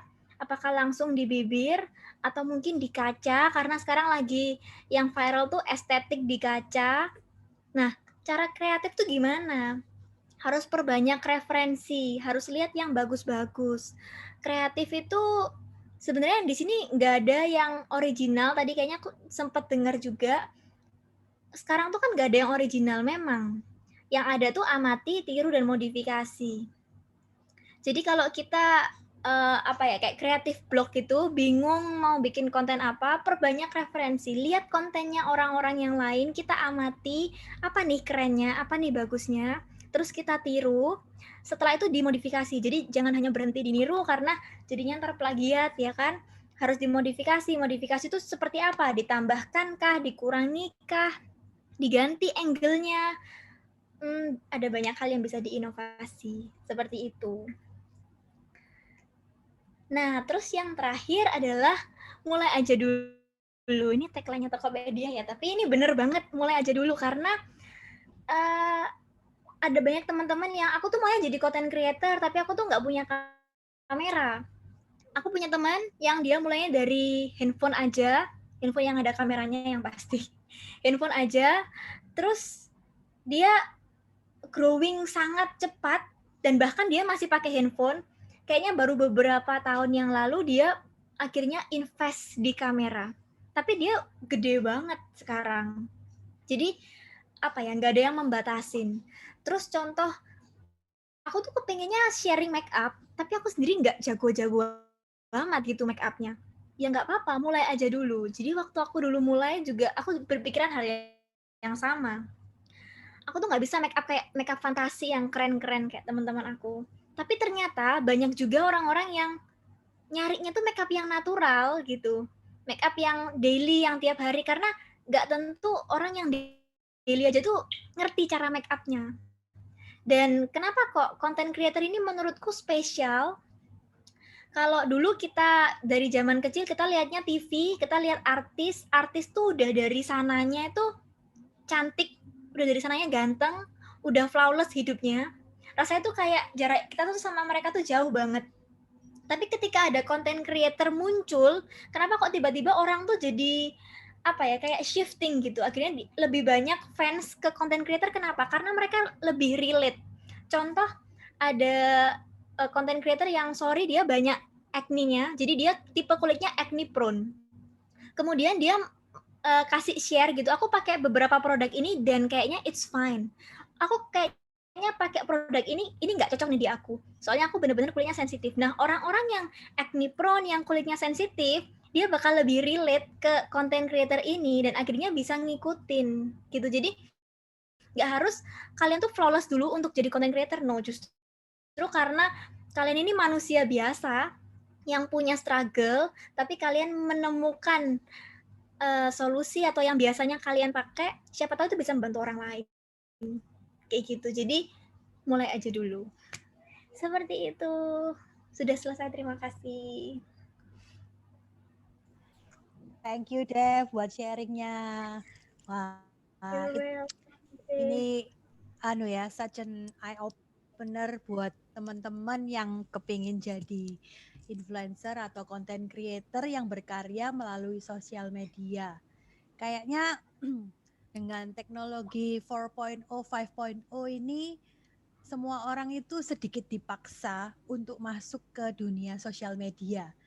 Kalau yang nggak ngeksis secara istilahnya gini, kalau dulu kita punya bisnis kita bisa offline, kita berjualan, kita nggak perlu masukin barang-barang kita ke dalam sosial media untuk bisa berjualan. Kalau hari gini dengan pandemi, dengan PSBB kemarin, kayaknya bakalan susah banget bisnis itu bisa jalan ya kalau nggak ada bantuan sosial media. Jadi nomor satu sekarang ini platform yang paling gede untuk berjualan so far kalau menurut survei itu adalah Facebook. Nomor dua adalah Instagram. Nah, Instagram ini sudah mulai naik menyusul peringkatnya Facebook. Tapi Facebook sendiri, Instagram sendiri kan anak perusahaannya Facebook. Jadi, at the end mereka kayaknya mulai ngelingin deh. Mulai dijadiin satu. Jadi yang sekarang messengernya kalau dulu Facebook beda sama Instagram, sekarang sudah dijadikan satu. Jadi inbox-nya Facebook kalian akan masuk ke inbox-nya Instagram juga dan sebaliknya. So penting menurut saya yang di-sharingin sama Devita karena dalam pertumbuhan kita mau menjadi wanita yang lebih baik, sebenarnya nggak harus kita itu selalu menjaga image yang terbaik di sosial media. Setiap sesi yang sudah dibawain sama setiap speaker selalu ngajarin kita untuk mengoptimalkan yang terbaik dari sisi kita. Dan tunjukin aja, vulnerable aja dari cacatnya kita, dari yang nggak perfectnya kita. Tapi orang akan sangat relate karena itu real, karena itu nggak cuma pencitraan aja. Nah, dari sini kita sama-sama belajar ya guys. Semoga pengetahuan tentang dunia media sosial, tentang TikTok, tentang YouTube ini juga berguna. Mungkin yang buat teman-teman yang sebelumnya nggak pernah kepikir mau ke sana. Tapi ingat, industri 4.0 dan 5.0 itu mengarah ke sosial media semua. Jadi kalau buat teman-teman superwoman yang memang kepingin berkarir, mau bikin usaha baru, mau bikin entah itu home cooking, yang buka open PO dan sebagainya, kalian harus ngerti how to masuk ke dunia sosial media. Karena kalau kalian nggak tepat sasaran, marketingnya juga nggak optimal. Apa yang kalian tampilin nggak optimal, padahal udah capek-capek memposting, udah capek-capek bayar, kayak yang tadi Devina bilang, udah bayarin fotografer, udah bayar videografer biar kelihatan bagus. Tapi kalau kita nggak tahu core-nya sebenarnya dari cara mempostingnya yang optimal, itu kita juga nggak bisa mendapatkan hasil yang optimal. Thank you banget ya Dev, udah di-sharingin banyak sekali tipsnya. Sekarang kita bakalan masuk ke Q&A nih. Nah, tapi sebelum masuk Q&A, saya mau kasih tahu buat pertanyaan terbaik, sama seperti webinar sesi 2 kemarin minggu lalu, kita akan memilih 3 pertanyaan terbaik yang akan dipilih para speaker sendiri yang akan mendapatkan free treatment dari Skin A Dermatology Clinic. Kayak gimana sih Skin A Dermatology Clinic itu? Kita lihat videonya dulu ya.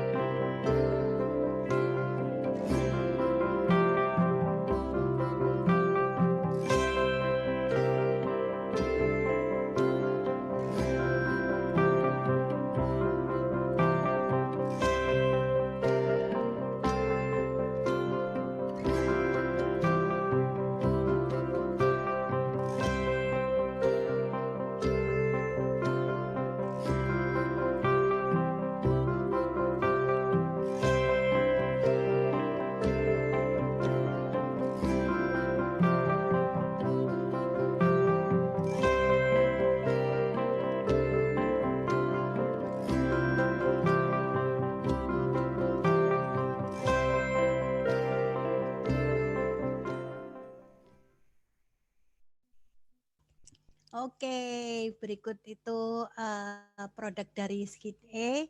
Sekarang kita mau masuk ke sesi Q&A. Mungkin dari Foni juga bisa bergabung, Mon, untuk kameranya bisa di-on-in lagi sama mic-nya. Halo. Saya bakal bacain pertanyaannya. Nanti saya lempar ke speaker yang topiknya berhubungan sama pertanyaannya. Oke, tapi kayaknya kali ini kita terpaksa membatasi karena sebenarnya ini jamnya udah mulai lewat dari jam yang seharusnya direncanakan. Tapi kelihatannya teman-teman masih excited untuk tetap ngikutin. Oke, nggak apa-apa ya buat teman-teman, kita molor sedikit. Mungkin dari speaker jawab kurang lebih dua pertanyaan deh masing-masing speaker ya. Nanti sisanya kita bagikan melalui WA group. Oke, pertanyaan pertama datang dari Sabrina Fiorenza. Sabrina ini semangat banget loh. Dia setiap kali webinar dia selalu nge-tag Oracle sama teman-teman speaker, menunjukkan catatannya, terus dia aktif bertanya dan sebagainya. Well, that's a good spirit. Oke, Cevon izin bertanya. Menurut Cevoni, fashion itu apa benar nggak kenal umur? Karena kadang kalau mau pakai baju tertentu kayak pleated skirt plus t-shirt, takutnya dibilang we're too young for it and all. Apa kita harus dress our age atau ada kebebasan dalam berpakaian? Tentu dengan melihat kondisi dalam kurung. Mungkin bisa dijawab, Foni.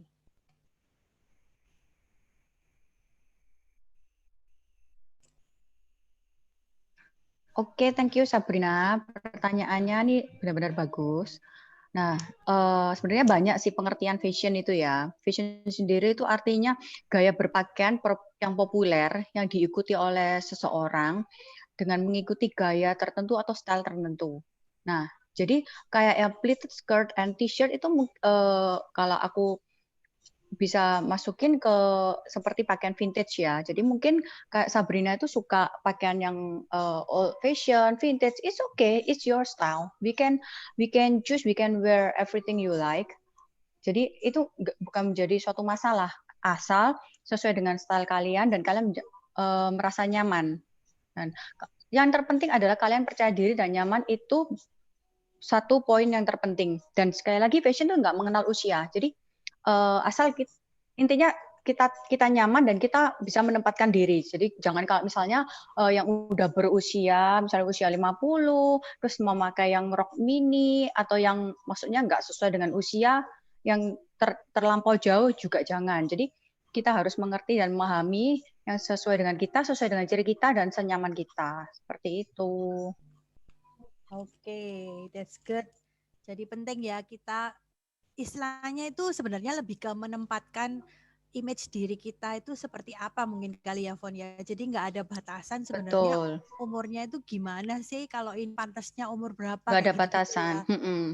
Lebih Kalau ke misalnya arah skirt, kalau misalnya yang misalnya kalau Sabrina suka pakaian yang kayak gitu, itu nggak masalah, itu stylenya dia sendiri. Contohnya kalau ada orang yang suka pakaian Marilyn Monroe, masa ada sih orang yang ngejekin, ih pakaiannya tuh kok kuno banget ya, gini-gini. Padahal tuh cirinya dia pakai rambut yang di blue besar, pakai lipstick merah, dan contohnya Dita Fontis ya kan, dia kemana-mana selalu pakai pakaian seperti itu memang cirinya dia dan dia nyaman. It's okay.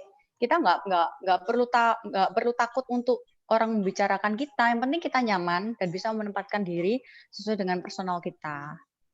good. Oke, ini ada pertanyaan kedua buat Foni lagi. Mau tanya ke Foni, gimana cara dress up yang oke untuk menyiasati bentuk tubuh yang gemuk, dalam kurung bentuk apple atau pear, tapi juga kulit sawo matang. Selama ini saya kebanyakan pakai baju nuansa hitam or gelap, blue navy, dark brown, supaya kelihatan kurus. Tapi menurut teman-teman saya, kelihatan kusam dan kadang bosen ngelihat koleksi baju saya, warnanya itu-itu terus. Nah, minta saran, tips, dan triknya dong. Thank you so much. Oke, tadi dengan siapa tadi? Tadi dengan Yunitan. Oh ya, Yunitan. Oke, thank you pertanyaannya. Tadi aku jelasin sekilas aja ya tentang bentuk apple, tapi mungkin aku bisa share nanti jadi bisa lihat lebih detail pakaian-pakaian yang cocok untuk apple body ya. Gak apa-apa ya Yul, aku share sebentar ya.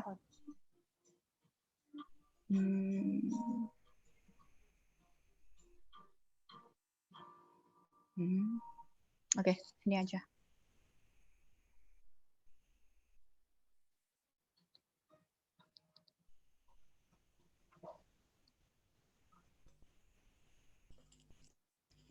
Sambil nunggu. Nah, ini Foni udah ready.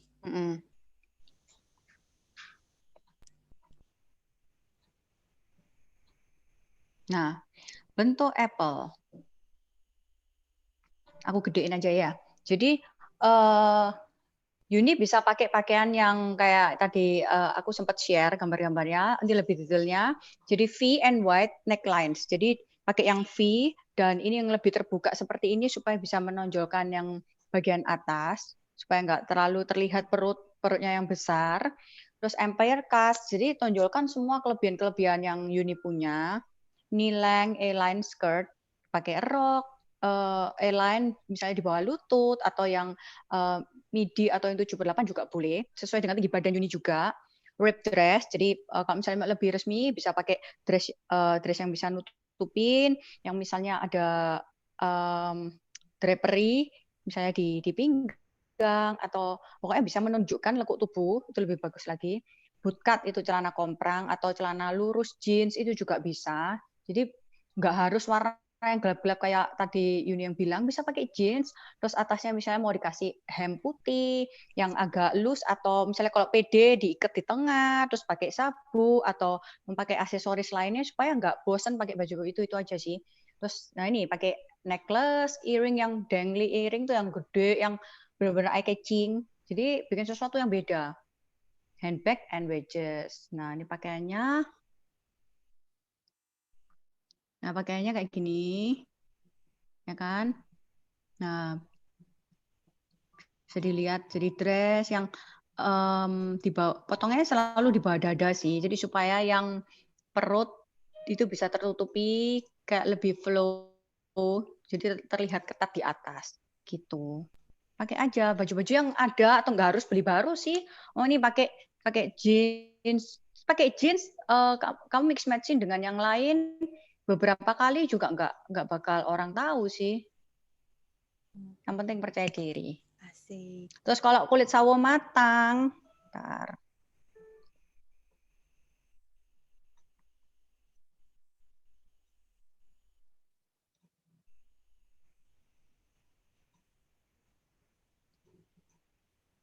Nah, sawo matang. Nah, ini kamu bisa pakai warna merah hati, merah bata, kaki putih-putih, terus paling aman sih untuk semua jenis kulit, warna kulit tuh aman banget. Kalau PD pakai oranye, terus pakai kuning mustard, nggak masalah sih. Yang ini jangan nuansa gelap, nanti kamu akan terlihat kusam. Apalagi krem yang sama kulitnya sendiri gitu. Oke Yuni, semoga membantu. Yeay. Kayaknya problemnya Yuni ini mirip sama problem saya. Badannya bentuknya apple. Tapi nggak masalah sih. Yang penting kan kamu kan juga sering pakai baju warna-warni juga sih ya. Cuman memang paling aman sih putih atau hitam, coklat atau krem masih oke. Pokoknya jangan yang gelap-gelap gitu. Bisa jadi semakin gelap. Betul. Paling nggak mungkin idenya bisa gini ya. Kalau kita pakai atasannya gelap, tapi bawahnya lebih ke bermotif, lebih berwarna yang terang. Atau dibalik, kadang dalam satu hari kita pakai yang atasannya yang terang, bawahnya yang gelap. Soalnya memang kalau misalnya boleh dibilang dan mewakili Yuni mungkin kalau sama kasusnya, kita kan tubuhnya size plus nih. Kalau pakai warna terang kayak di seluruh badan itu buat kita ada rasa nggak pede, kayak terekspos banget gitu loh dengan tubuh yang gede, terus kita pakai baju yang warnanya jreng.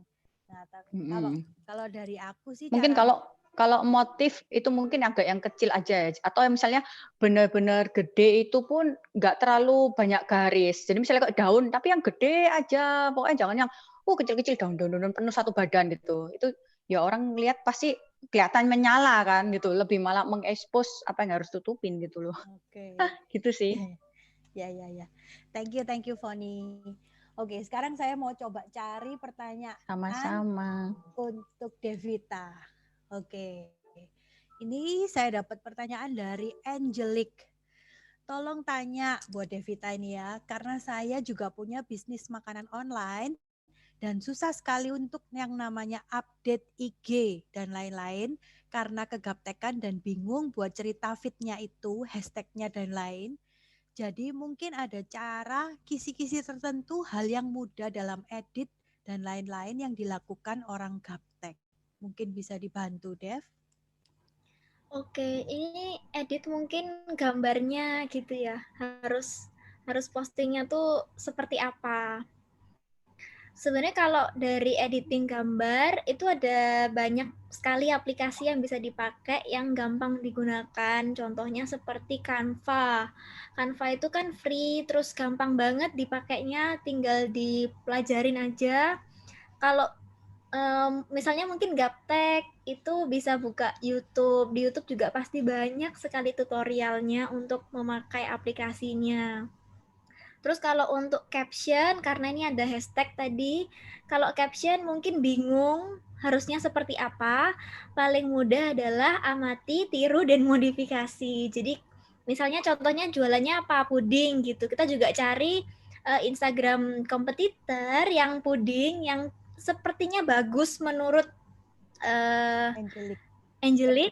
menurut Angelique yang bagus seperti apa, diamati apa yang bikin bagus. Oh, mungkin cara ngomongnya nggak terlalu kaku, mungkin cara ngomongnya yang agak gaul, yang sesuai sama branding dari yang dijual juga yang pasti.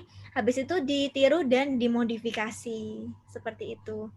Kalau niru modifikasi harusnya kan gampang ya, jadi sudah ada patronnya gitu, nggak harus kayak mikir dari awal harus gimana ya gitu caption atau hashtagnya, seperti itu. Kalau dengar-dengar hashtag yang optimal itu berapa hashtag sih, Dev? Kan katanya hashtag ini juga berpengaruh ya buat orang bisa ngelirik dan masuk ke IG-nya kita. Tahu nggak, Devita? Betul. Dulu sempat pernah ada, jadi aku tuh ikut kayak semacam talk show yang bawa ini tuh orang Instagramnya sendiri, dia bilang 5 maksimal. Jadi di atas 5 itu sudah nggak lagi efektif, maksudnya yang kehitung adalah 5 terawal. Oh, gitu. Mungkin kalau untuk hashtag buat dimasukin ke apa ya, kayak pengelompokan gitu, kayaknya fine, tapi kalau untuk memang cari crowd yang efektif 5 dia bilang. Oh, I see. Ya. Ini ilmu baru loh guys. Kan kita nggak tahu ya kalau ternyata ini. Oke, ada lagi nih. Pertanyaan dari Yoselin. Hai C Dev, mau tanya. Pernah nggak C kesusahan untuk cari konten seperti stuck gitu? Kalau iya, lalu apa yang dilakukan buat dapat pencerahan? Pasti pernah. Oh ya, sebelumnya terima kasih pertanyaannya. Pasti pernah, karena kalau apa ya, bekerja di dunia kreatif ini, apalagi content creator, itu sebenarnya masalahnya di sini gitu. Soalnya sefluid informasi di Instagram itu algoritmanya, postnya kalian itu engagementnya akan lebih besar kalau postingnya ini baru. Jadi belum pernah kalian lakukan. Contoh, biasanya tuh kalian ngepost foto, terus kemudian kalian bikin video. Pasti engagementnya tuh lebih tinggi daripada biasanya, karena ini adalah hal yang baru yang kalian belum pernah buat. Kalau misalnya udah sering bikin jenis video tutorial, terus sekarang tiba-tiba kalian bikin videonya transformasi, itu juga pasti engagementnya lebih tinggi. Nah, gimana caranya seorang content creator bikin yang baru terus, kan pusing ya. Jadi itu yang kadang apa ya, jadi insecure, jadi kepikiran sendiri, gimana kalau pos-posanku yang barusan ini nggak sebagus pos-posanku yang kemarin.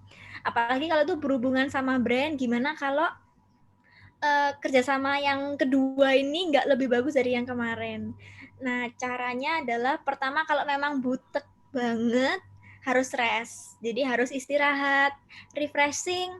Jadi benar-benar jauh-jauh dari yang berhubungan sama kerjaan ini, terus lihat yang lain. Setelah itu baru kembali supaya lebih fresh dan perbanyak referensi. Harus banyak nonton. Misalnya kontennya mau bikin apa ya, bingung, coba cari atau nonton kontennya orang lain yang seru. Habis itu kita bisa amati, tiru, dan modifikasi. Terus ya jangan terlalu dibawa stres juga. Makanya tadi salah satu hal yang paling penting yang aku bilang adalah jangan lihat ini benar-benar pure dari segi bisnisnya atau pokoknya aku harus terkenal. Yang paling penting itu prosesnya juga gitu, karena tiap orang tuh punya zona waktunya masing-masing. Yang paling penting itu trial and error-nya, prosesnya. Jadi kalian juga belajar banyak. Kalau aku sih orangnya lebih ke yang proses oriented daripada goal oriented. Aku lebih suka sama pembaharuan karakterku, skillku. Jadi misalnya aku jatuh di sini, terus kemudian aku cari yang lain, ternyata aku menemukan solusi yang lain, ternyata aku punya cara yang baru, cara pikirku juga baru, akhirnya kita karakternya juga lebih baik lagi. Yang paling penting menurutku karakter sih, lebih dari apakah ini viralkah, apakah ini terkenal nggak nanti, atau apakah sukses, seperti itu. Jadi ya semangat aja, dibawa enjoy. Benar-benar. Kalau mungkin menanggapi, karena aku sendiri juga seorang content creator yang harus berurusan dengan create terus something untuk diri sendiri dan orang lain. Yang penting kayaknya just do it ya Dev, yang sesuai sama normanya kita, value-nya kita, kayak yang tadi juga dibagi-bagiin juga sama yang lain juga. Dari situ kalau kita konsisten aja, pasti kita nge-link ke hal yang baru lagi, as long as kita konsisten. Kalau misalnya nggak konsisten, nggak memperbanyak referensi, nggak banyak lihat, nggak banyak baca bukunya, atau anything tentang itu, mungkin selalu akan banyak momen stuck kayaknya ya. Iya, betul, C. Oh iya, sama satu lagi ini karena deket banget. Kayaknya tadi ada beberapa yang tanya, apakah harus di sosial media semua atau pilih salah satu? Kalau dari aku, rekomendasinya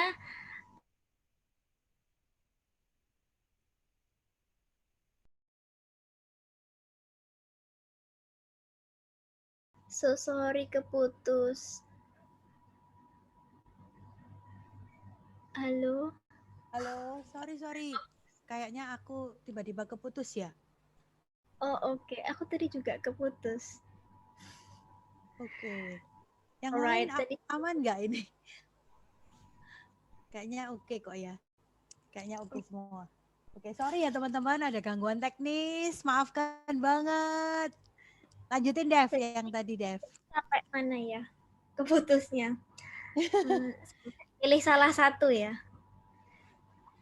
Jadi kalau bisa sih jangan di semua sosial media, better pilih salah satu aja. Karena itu sebenarnya bikin konten tuh time consuming banget. Jadi kalau misalnya kita mau konsisten, besar di salah satu sosial media harus konsisten di situ. Ntar kalau udah mulai oke, udah jalan, mau coba pindah ke TikTok gitu boleh. Tapi itu tadi harus time manajemennya juga harus diatur. Seperti itu sih. Oh, sama satu lagi. Banyak nih jadi yang minta bagiin. Maaf Apalagi, ya, jadi lama.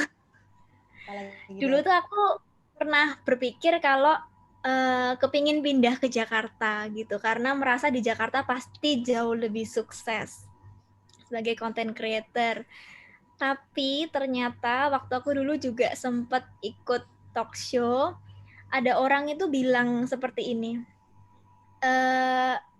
kalian itu nggak harus gitu kiblatnya tuh ke kota besar. Kalau misalnya kalian di Surabaya terus kayaknya aku harus ke Jakarta biar aku tuh sukses gitu. Enggak, kalian harus tuh jadi yang terbaik di bidangnya kalian, di kota kalian sendiri. Nanti kalau sudah jadi yang terbaik di kota sendiri atau di bidangnya sendiri, pasti dilirik sama yang dari kota besar. Maksudnya brand-brand misalnya. Ini kalau di contohnya content creator ya.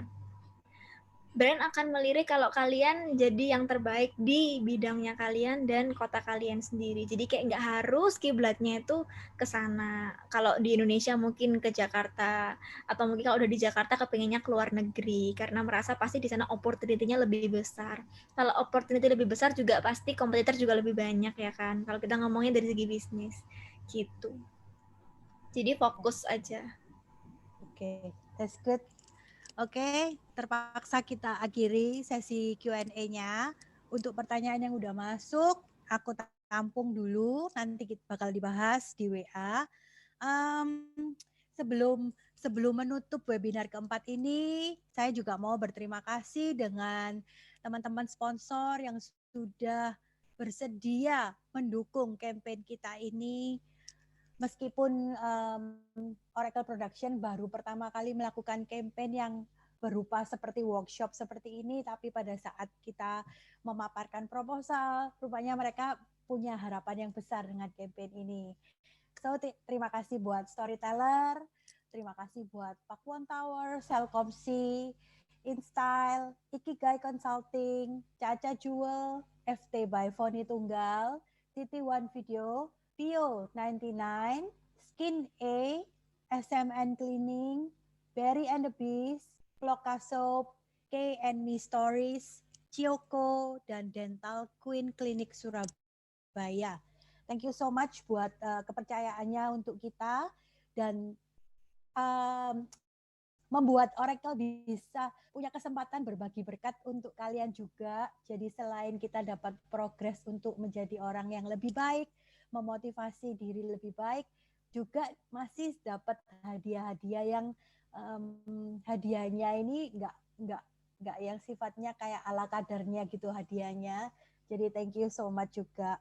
Well, nggak berlama-lama lagi. Mungkin nanti kita akan lanjutin discussion-nya hari Jumat bersama mereka berdua.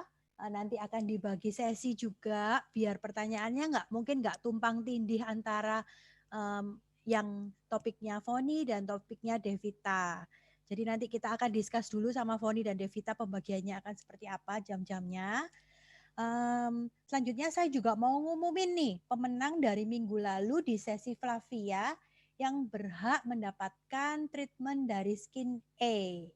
Oke, jeng jeng jeng. Pemenangnya adalah yang pertama Grace Hani, yang kedua adalah Dewi Aryani, dan yang ketiga adalah Christine.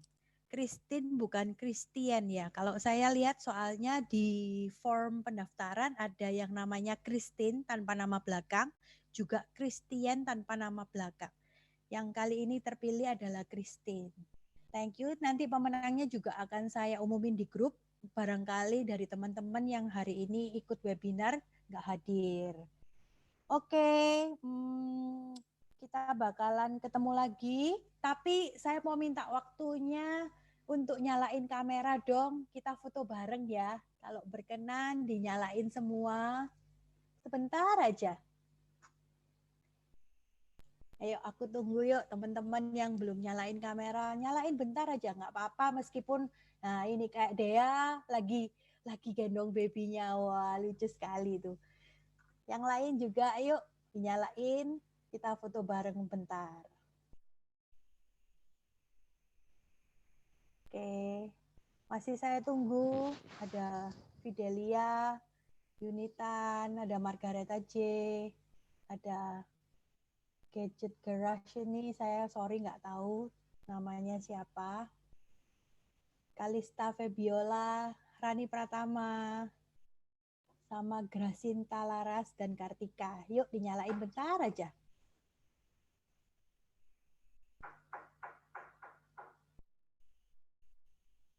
Oke, mungkin mereka sedang away ya. Yuk kita foto yuk. Saya hitung 1, 2, 3 ya. 1, 2, 3. Oke. Bentar. Saya cek dulu masuk nggak. Oke, coba sekali lagi mau saya full screenin. Nah, lagi ya teman-teman. Yuk, ketawa dulu dong. 1. Ayo Ibu Tresia, ketawa dulu Ibu Tresia. 1, 2, 3. Yes. Thank you ya teman-teman. Oke, kita ketemu lagi. Oh ya, saya mau kasih pengumuman. Tanggal 15 adalah penutupan dari acara campaign ini. Jadi waktu nanti tanggal 15 saya kasih tahu jamnya pastinya kapan. Kita bakalan ketemu sama 5 speaker. Kalian bisa ngobrol langsung, up close and personal, boleh tanya-tanya, boleh cerita-cerita pengalamannya selama ikut campaign.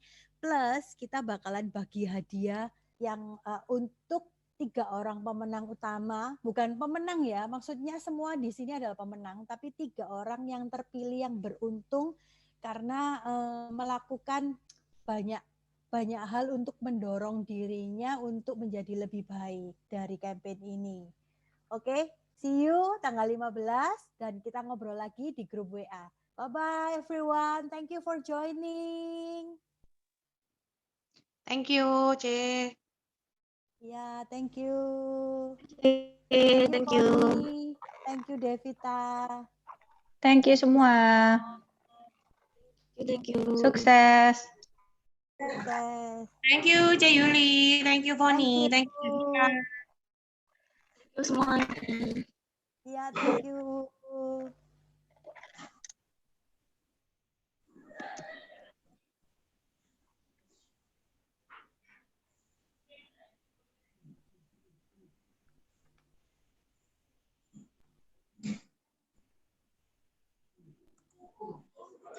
Mana sebenarnya?